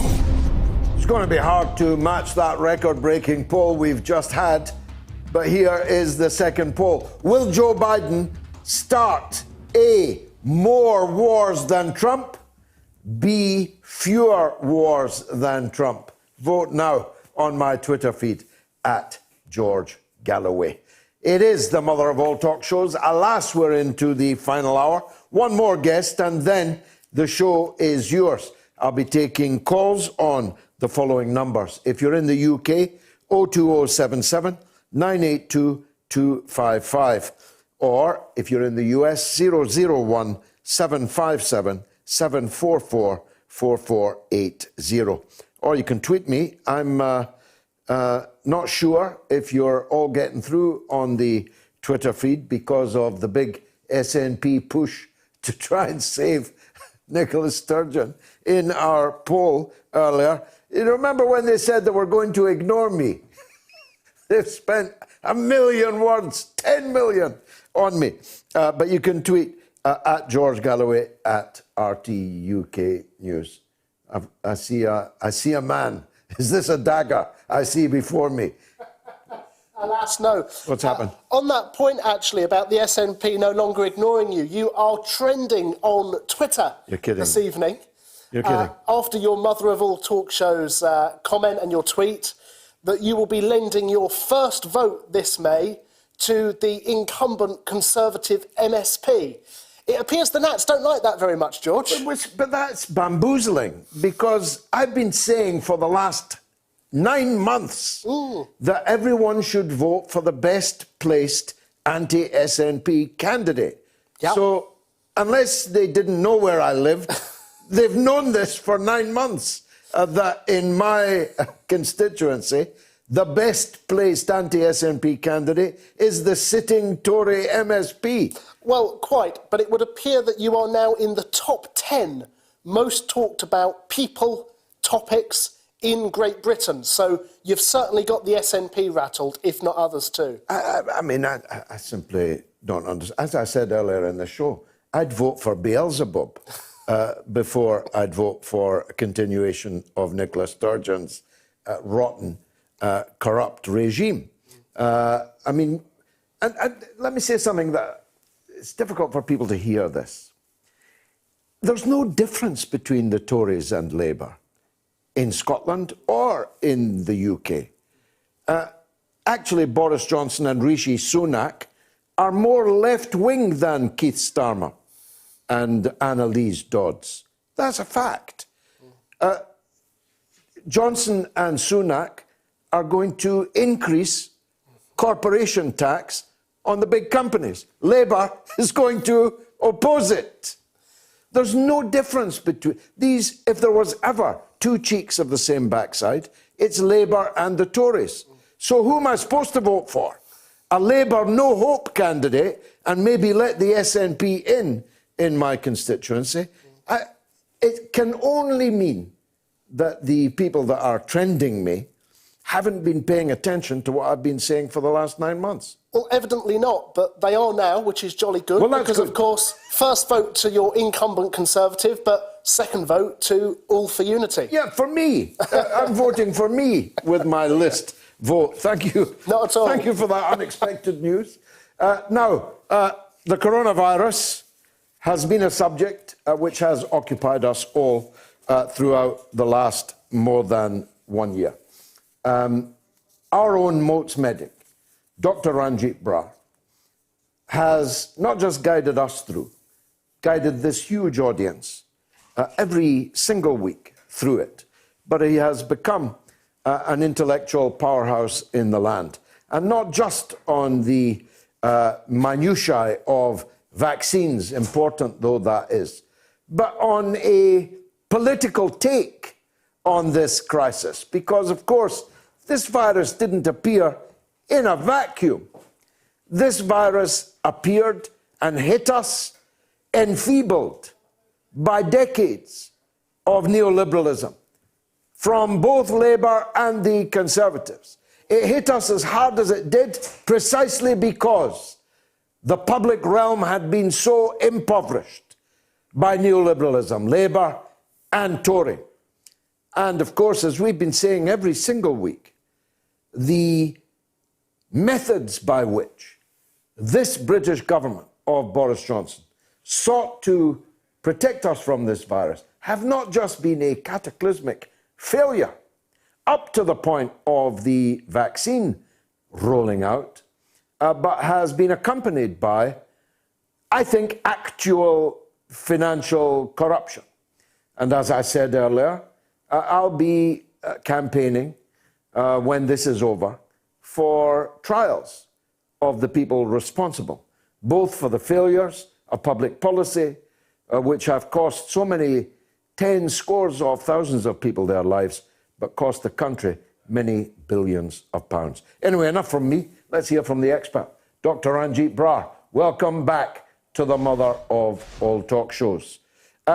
First of all, am I right, Doctor, that there is light at the end of the tunnel? It is spring.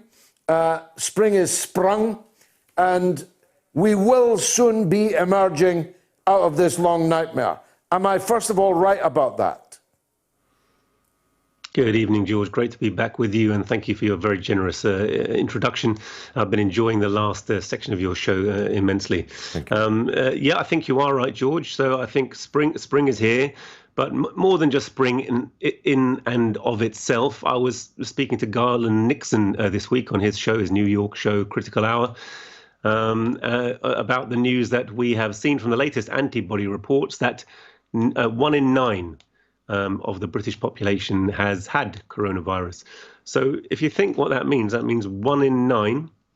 A little over 10%, 11% of the population have had the virus. And from that 11% of the population who've had the virus, we have generated this 124 1,000 deaths. That means if we really had let herd immunity run without any kind of intervention, yes, lockdown and out of lockdown, lockdown and out of lockdown, but each time essentially allowing a punctuated herd immunity, which was the initial strategy, we would be looking at in excess of 1.1 million deaths in our country. So, it really, we are owing our now belated successful efforts to come out of this crisis almost entirely to the strategy of vaccination. And due to that, yes, unquestionably it is the case, as you say, George, that the light is very much at the end of the tunnel.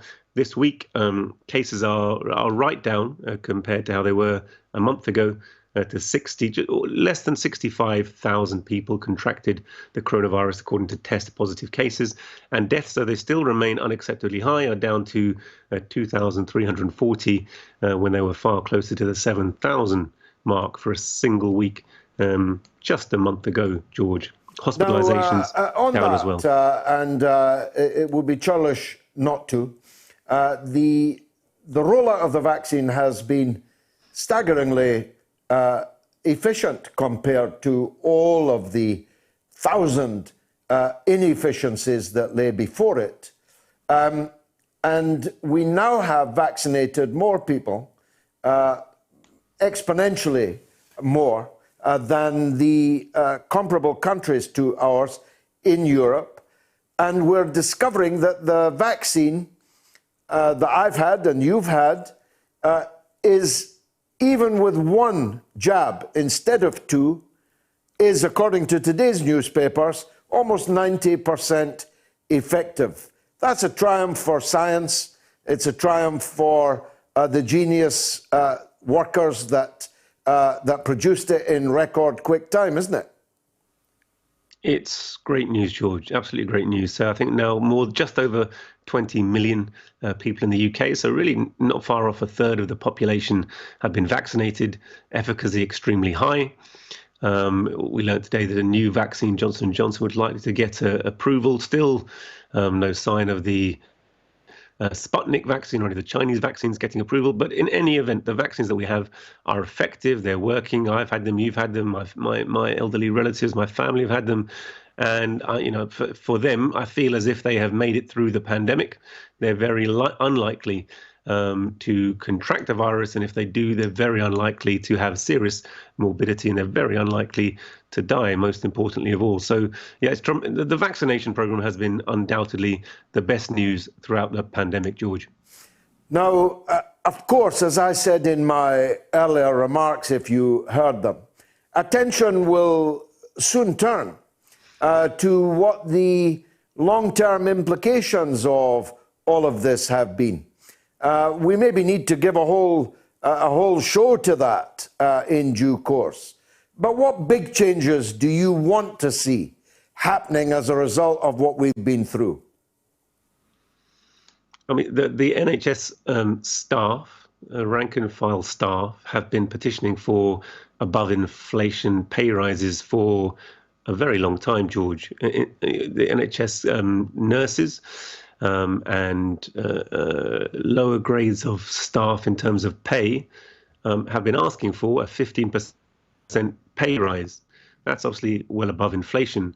But if you think about the fact that even doctors in real terms have probably had their pay cut in half over the last 20 years, you can see that some of the lower paid staff, clinical nurses that I have worked with, I have known, who have been struggling to find a place to live that they can afford to rent, and therefore they've having to live far away from, for example, central London, that they're having to commute in for long hours, that they are struggling to pay for their food. We've seen cases of nurses on food banks. So, just addressing this question of dignified pay that will allow these very dedicated workers, and let's not forget, fully 800 or 900 health and care workers have given their lives during this pandemic to carry on treating their patients and have succumbed to coronavirus. I think that must be at the forefront of what we're talking about. But then when we're talking about the overall funding of the NHS, what we've seen over the last period is an unprecedented carve-up. We mentioned briefly last week, more news has come out since, that a group called AT Medics, who themselves had essentially gained control, 6 doctors, GPs, who'd gained control over a group of 48 GP services throughout London. Several CCGs involved, several actually principally Labour councils, Camden, Islington, Haringey, have okayed their transfer of these GP services to Operos, to Centene, to large US multinational health giants. These multinational health giants make their money by accepting budgets from people's healthcare insurance in the United States and minimizing the amount they pay out on actual frontline healthcare. The less they pay out on healthcare, the more they receive in profits. And this particular company, AT Medics, has reported 36 million in profits between these 6 GPs over the last 5 years. Now, that 5 or 6 million really that they're receiving each doesn't come from just selling fruit at the market, George. That comes directly from the tax revenues of our country given to the NHS. It is but one example amongst many other flagrant and egregious examples of the money of our exchequer being wasted. But in particular, this is aimed at degrading the level of service that will be available to our patients. So I think, a broad campaign against privatization in tandem with a broad campaign to increase the pay and conditions of those frontline staff who make our service viable has to be at the forefront of what we demand going forward, George. Let me run that back, because I heard you say that last week, and I apologize. I didn't fully grasp all of the awesome implications of what you said, but now I have. When did the country agree that GP practices could be bought and sold on a marketplace in which big American multinationals were players? When did we agree to the privatization of our general practitioners? Well, no one ever has, George. So I think this question has never been asked to the public. The public, for a long time, it's been acknowledged that the NHS has been the one major religion of the country. It's a service that we all rely on, that we all care about. There's not one person I know who would advocate its privatization. But nevertheless, there has been a consistent campaign spanning many years, 40 years, to gradually introduce the changes that make this possible. It started in Thatcher's period, but it went well through the Labour administrations of Blair and Brown. PFI was a part of it, introducing an internal market so that services are not just planned and delivered by the NHS with public money, as you'd expect, but in fact, one group of the NHS commission and buy the services, are given the budget, and another group provide them. And more recently, the 2011 Health and Social Care Act, which was, of course, was a Tory flagship policy, essentially gave the majority of the budget, 80% of the budget, to these groups of general practitioners. Groups of general practitioners who have no expertise. Despite their excellent expertise in looking after their patients, they don't have expertise in planning health services. And part of the reforms over this period of time have been to abolish the NHS ability to plan, and then in devolving the money to GPs, these CCGs are responsible essentially for rationing services, for deciding which procedures can and can't go ahead, which procedures will be offered and which won't, which groups of patients will have access to the care they need and which won't. And they have been incentivized in a perverse way that if they make relative efficiency savings, so they spend less on health, they can in fact generate profit.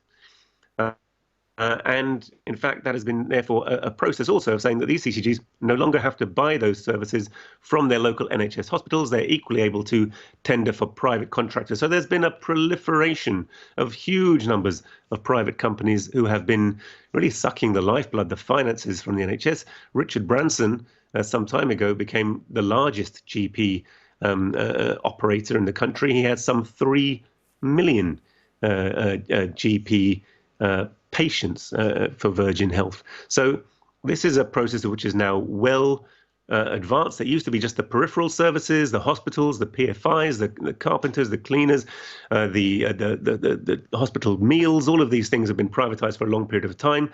Portions of hospital land were sold off. We're now well into the core services, so to the core budget, the 140 billion that goes every year to the NHS. is increasingly tendered out for private contractors. And private contractors do not perform their services pro bono. They don't perform them for charity. They need to make money.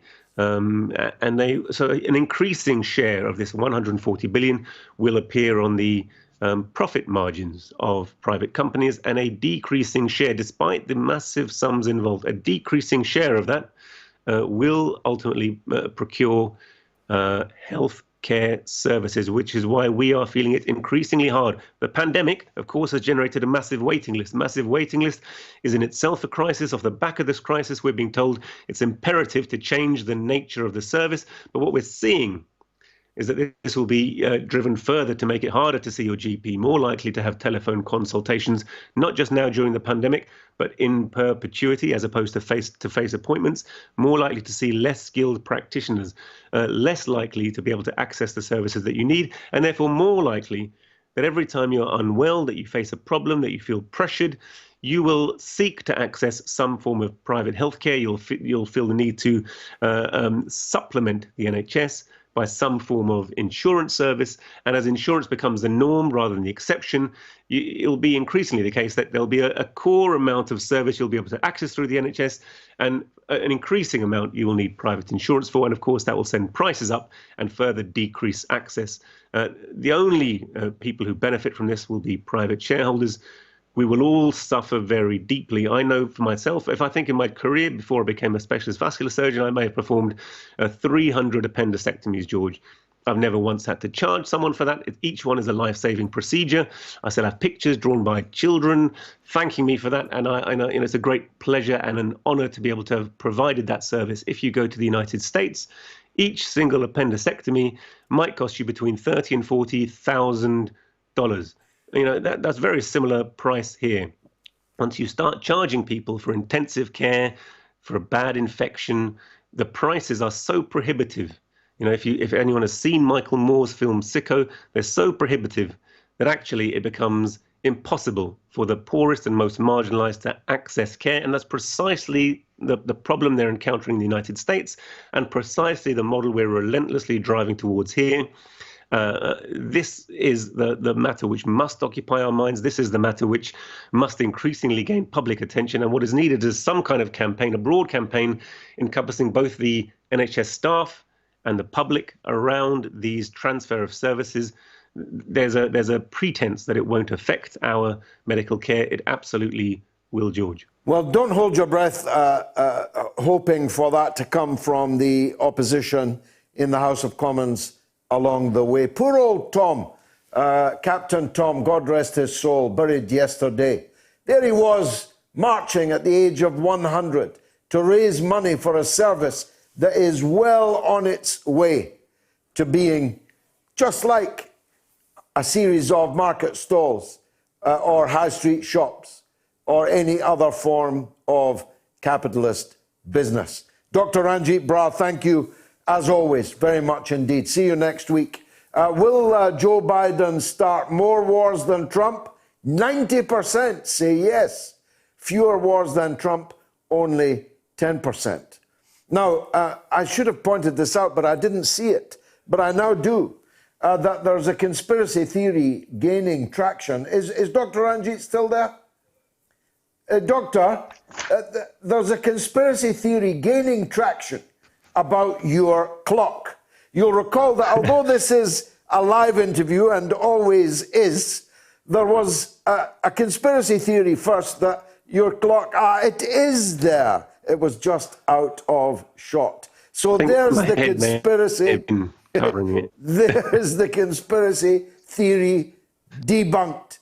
It's not often you can debunk them quite as quickly as that. Thank you very much, Doctor. Let me take a quick 60-second break. Radio Sputnik.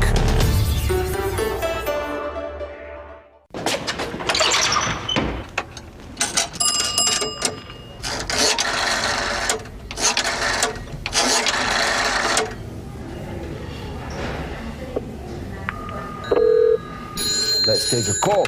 Go ahead, Kenny. Hi, George. Yeah, I just want to talk about the trans issue that you were speaking about earlier. Yeah, I've got a book in front of me by Douglas Murray. And he's got a paragraph here that I'd just like to read out, if that's okay. Oh, yeah, go ahead.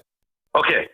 I was standing on the corner at a quarter. All right, I'll get him off. He's a nutter. 02077 982 255 is the number if you're in the UK, or if you're in the US, 001 757 744 4480, or tweet me, of course.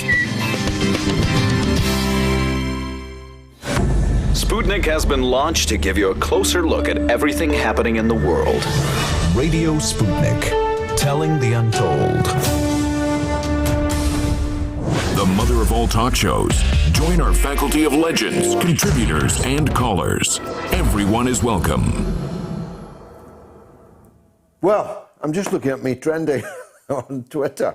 It is quite extraordinary. Let's hear, I think we've got a call from Graham. It'll be calls all the way now to 10 o'clock. Graham in Aberdeen. Go ahead, Graham. Hello, George. Thanks very much for having you back on your excellent show. I never miss a show. Thank you, sir. Thank you. Last time I was phoning you about Julian Assange. This time I'm phoning on a completely different topic. Okay. I'm phoning on whether the government has got their priorities right in the vaccination programme. Okay.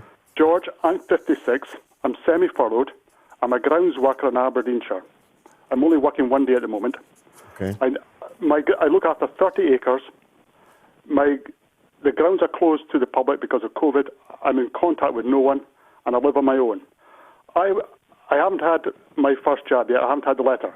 But I would have no qualm if a younger key worker, such as a health worker, most of them will have done by now, fair enough, a fireman, supermarket workers, policemen and women, posties, oil and construction workers, food processing workers at high risk, and even the young media staff in your studio who are key workers as well. They're at far greater risk than me. I would have no complaints at all if they got their jab before me, even if they're 20 years younger. Any thoughts, George? That is an interesting question because it has come up this week.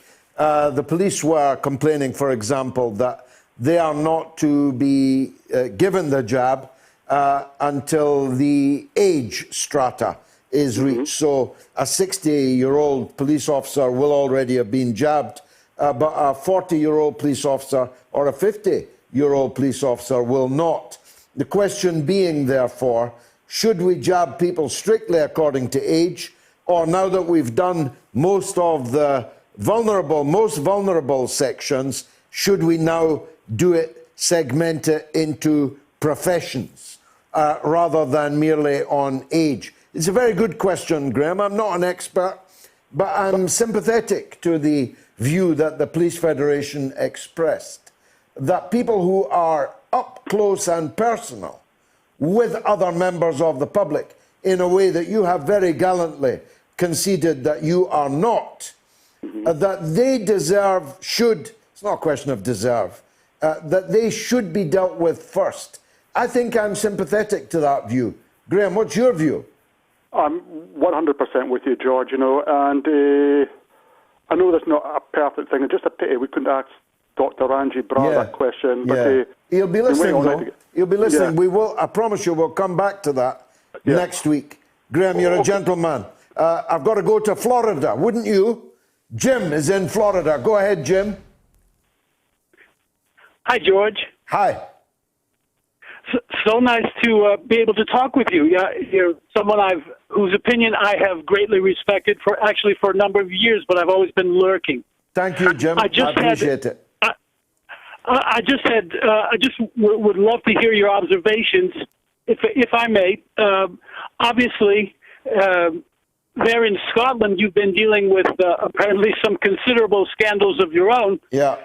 Here in America, probably the biggest one that we've encountered this week is Joe Biden choosing to supply the money to bomb Syria, but he still can't figure out how to get any aid to the people of the United States. It's extraordinary. My personal response, now I'll try to be full in my disclosure. I'm an old hippie. and you don't get to be an old hippie by being foolish. Foolish hippies tended to not survive to become old ones, right? But this whole situation has pretty much radicalized me. I've gotten to the point where I say with another of my heroes, Malcolm X, he said, well, the solution, the only option left to us is revolution by any means necessary. Now, obviously, most of us, at least sane people, obviously wouldn't want to resort to particularly violent solutions. But as you point out, here in America, it is indeed city to burning city. I'd love to hear your observations. Well, thanks, George. Thanks, Jim. The hour is late. I can't do such a vast and important question justice. I'm certainly not in favor of violence. I'm for mass politics, for the political accumulation, aggregation of an unvanquishable number of people behind a necessarily limited set of propositions for democratic change. And in the United States, I'm perfectly persuaded that such a thing will never happen under the duopoly of the Republican and so-called Democratic parties. And you just summed it up. Joe Biden, he hasn't been able to get the checks that he said would be out the door as soon as he came in the door. He hasn't been able to get them in the post, but he's been able to get the missiles into the air to launch yet another devastating attack on Syria, already ravaged by more than a decade of war. I'm sure we'll come back to that, Jim, in Florida. But next up is David. He's in Alaska, from Florida to Alaska. We are really traveling. Go ahead, David. Very good. Thank you, George. Yes, I just wanted to pass on that an interesting little news tidbit popped up on CBC, the Canadian Broadcasting Corporation, this week.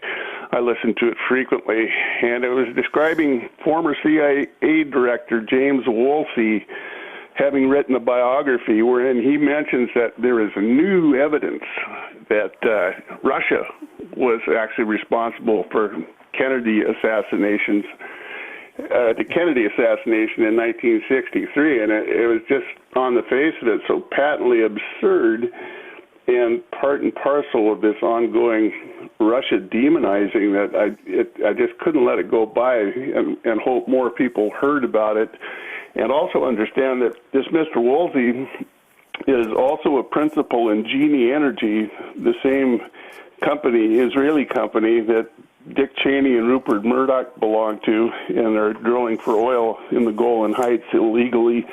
So anyway, it's just, this is how far and how low they're willing to go. I just wanted to get that news. David, the last time I saw Mr. Woolsey, he was in his vest and underpants trying to force his way into my hotel room in Almaty, Kazakhstan.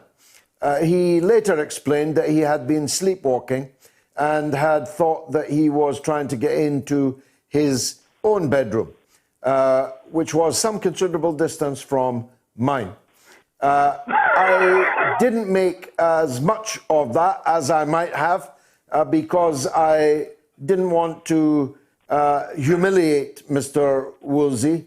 My wife was literally standing on the bed in her nightdress, screaming as I pushed and shoved at my hotel room door with a former head of the CIA trying to force his way in his underwear into my hotel room. I wasn't going to embarrass him by describing that to you, but now that you have told me that according to the same Mr. Woolsey, it was the Russians what done it to Jack Kennedy, well, I think he's open season, don't you? Thanks very much indeed, David, for that. Will Joe Biden start more wars than Trump? 89%. Fewer wars than Trump? 11%.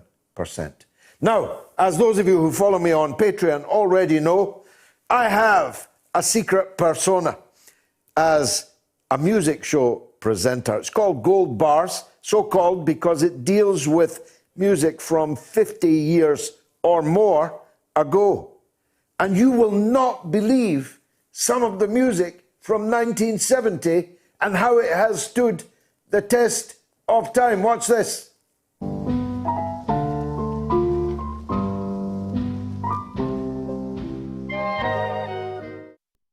1970s was solid gold, and choosing just 10 of the gold bars from that treasure trove in 1970 was really very difficult to do. I was at the height of my powers, age 16, going on 21 or 22. I was the artist known as Gorgeous George back then. I know it's hard to believe. The music was simply sumptuous. I was walking out with 1, 2, I'd better not say how many beautiful girls at that time. And the music of 1970 shows the mesmerizing power of nostalgia. Fairly takes you back. Come to my Patreon page and sample 1970 gold bars.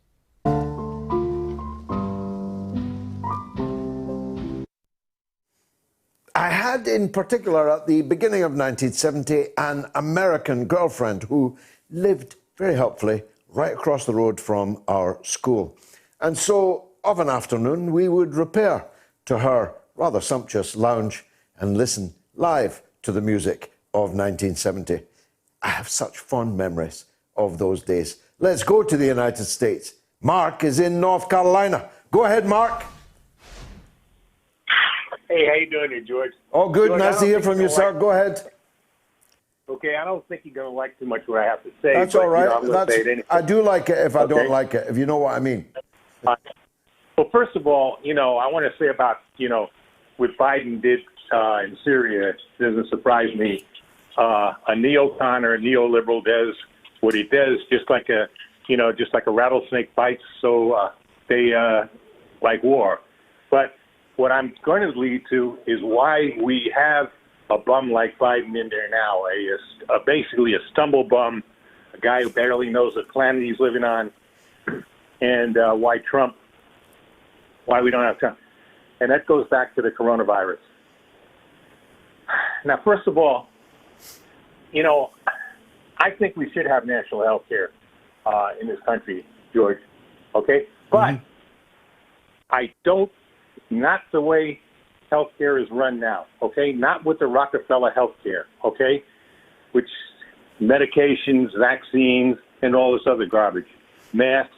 I think we need something to do with, you could have this kind of healthcare together with holistic healthcare, and it would be treated equally. If that was the case, I'd be all for it. See, like what I'm eating now, I'm eating organic superfood blend, which is basically spinach and kale, raw, organic, olives, and organic cheese, okay? And some nuts and seeds, right? That's the mask I put on from this coronavirus. I don't put another kind of mask on unless I have to. The only way I can get into a store is to put the stupid thing on, okay? I haven't taken a vaccine. I have planned on taking no vaccines. I haven't taken a flu shot ever in my life. And me and you are about the same age, George, okay? I haven't had the flu for over 20 years, at least as far as I know it. As far as I know, I haven't had coronavirus, so I might have. You know, most people get it and they don't even realize they have it, or they have maybe the sniffles or something. And also, I don't like the way they're saying the flu disappeared. What happened? The coronavirus ate it? No. The flu disappeared because everything is declared coronavirus. You come in with sniffles, coronavirus. See, I don't buy it, George. I'm sorry. They're taking us to the cleaners. They're destroying this country. They're destroying your country. And the problem is, you have presidents like Boris Johnson and Trump, and now this clown, that don't believe in anything organic or natural. Well, don't be sorry, Mark. Discordant views are what this show is all about, and you expressed yours very pungently, if I may say. I could almost taste the raw organic kale in your call, and it will forever be remembered by me as the description of Joe Biden, which is quite the best that I have ever heard. A stumble bum. Well, no, Thanks, Mark. I've got to press on. I've got to press on because there's only 15 minutes left. If you want a health system, read my Fidel Castro handbook. I've got this one in here now because although I wrote this book, I don't know, 15 years ago, it's being received now as if it was a new publication. We literally cannot keep up with the orders. And my young friend James that you saw earlier has just brought me this one in to sign. If you want it, you can get it from my shop, which I'm sure is coming up over the screen now. That's www.georgegalloway.shop. All my books are there, but this one is selling like hotcakes. Kieran is on the line in Sunderland. Let's hear from him. Kieran. Hello there, George. It's lovely to hear from you again. And you, my friend, and I'm so happy Sunderland seem to be doing better in the football. But we'll not go into that. Go ahead, Kieran. Thank you, George. With the advent of Biden's foray into the Middle East this week, eyes are drawn to that part of the world. In light of this, will Biden and Harris backtrack on Trump's moving the embassy from Jerusalem back to Tel Aviv, like he's been backtracking on the Paris Accord deal? If Joe Biden moves the American embassy back to Tel Aviv, I will eat this hat live on television.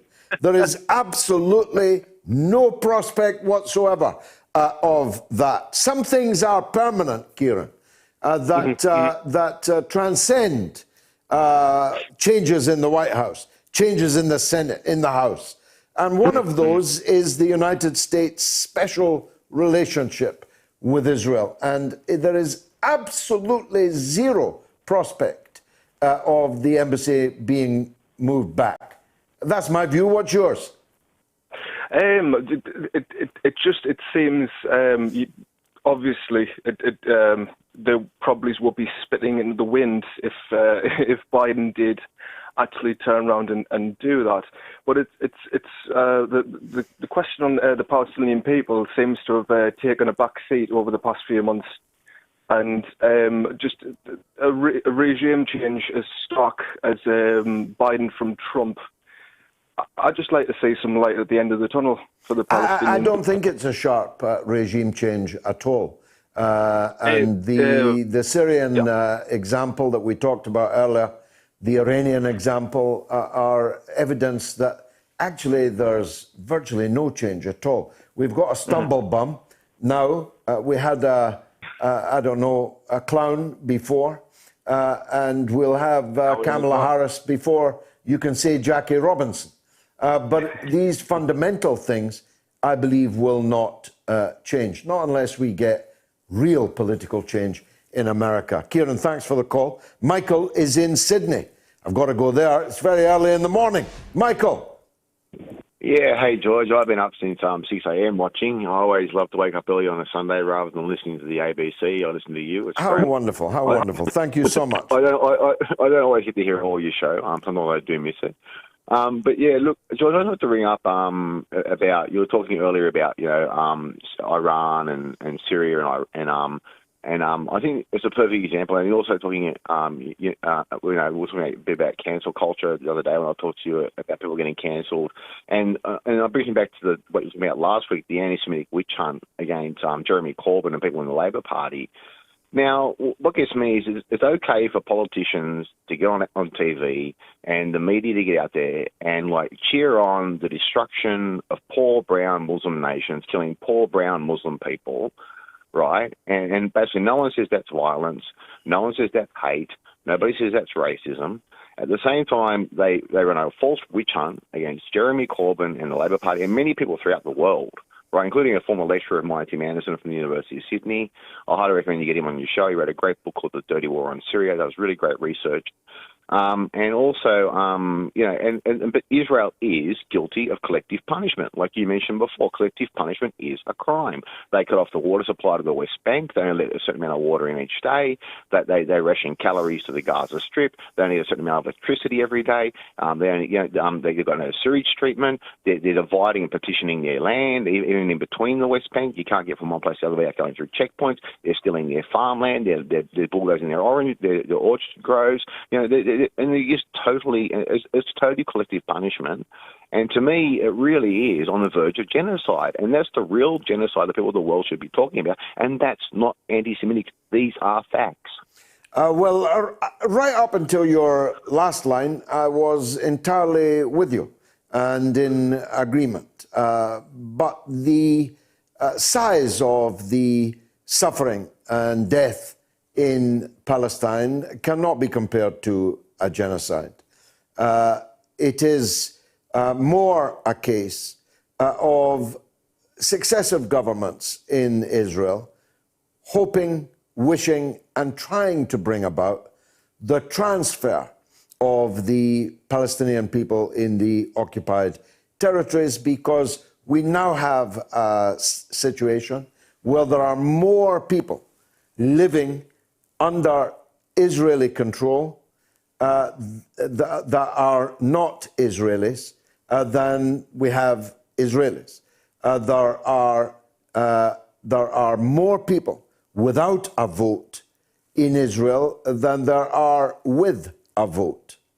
And there are only two things you can do in those circumstances. One is to literally, physically annihilate the Palestinian population, like the Nazis attempted to do and very nearly succeeded to the Jewish people in the 1930s and 40s, or somehow persuade them, force them to leave the land, so that that demographic nightmare of having more people in what is effectively your country, because you've been running it for 53 years. I mean, when does that become permanent?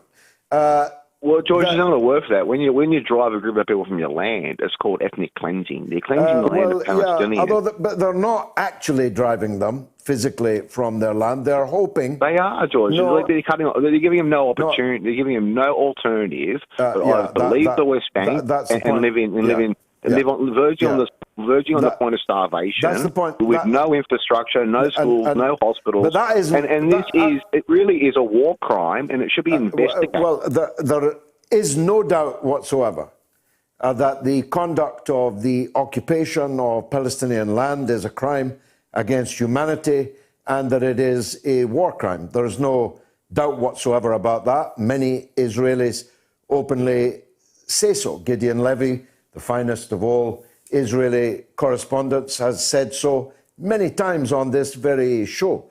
That is beyond contradiction. But that's not the same thing as genocide. And the point that you were just making there is failing, not least because there's nowhere for the Palestinians to go. They can't go to Egypt, they can't go to Jordan, they can't go to Syria. There is nowhere for them to go. So they are neither being ethnically cleansed nor physically annihilated. They are literally in a state of penurious, hungry limbo. Now that's a crime. Thanks for the call. Jalal in Manchester on Saudi Arabia. Go ahead, Jalal. Hey there, George. Long time. Nice to see you again. Go ahead. Two things. One is, do you reckon that the end of MBS is close? Yes, I'd be surprised if he lasts until the spring. He's become a liability for the Saudi regime. He may stay in if he was to give another $100 billion worth of business to the United States of Hypocrisy. Yes, the President Biden said that he would no longer deal with MBS. that he would deal only with his father, the king. The problem is the king is too old and too ill to deal with matters of state. So if you're not dealing with the crown prince and you cannot deal with the king, you have to find someone else to deal with. And that's what I think the Americans are rather keen to do. Who would take over from MBS then? Well, I don't know the intricacies of the Saudi court these days. Once upon a time, I did. But I've no idea, except that there's 30,000 princes in the House of Saud.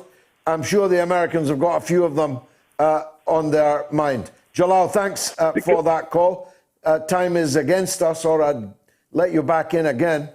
But in any case, I've got to clear the decks because there's a legend on the line. It's Norma in Bristol. Go ahead, Norma. Hello, George. Just 2 or 3 little points, 2 serious ones. I'd be very interested to hear Nicola Sturgeon's evidence on Wednesday. I'm not too confident about Mr. Salmon's future, but I hope I'm wrong. I wouldn't be going for a walk in the woods if I was Alex Salmond. No. There's too much injustice about it. It's very depressing. The other thing is, you did mention about the miners went back to work. Yeah, on this day. Yeah, I thought it was the 4th of March. Well, the editor says it was on this day, or not on this day, but in this 7 days. Yeah, within the 7 days. I think it was about 36 years ago, because my friend and I, we worked very hard and supported them. And when they went back, they had the banners high, and there was a brass band, and it was very moving, you know. It was utterly heartbreaking. Utterly heartbreaking. It was, wasn't it? And that actual day, which was on the 4th of March, I remember because it's my birthday. Oh, wow. Yeah. Happy birthday in advance, Norma. I'm looking forward to it, George. But I do want to know, have you broken your Yorkshire tea mug? Because you've got a different one tonight. My Yorkshire tea mug.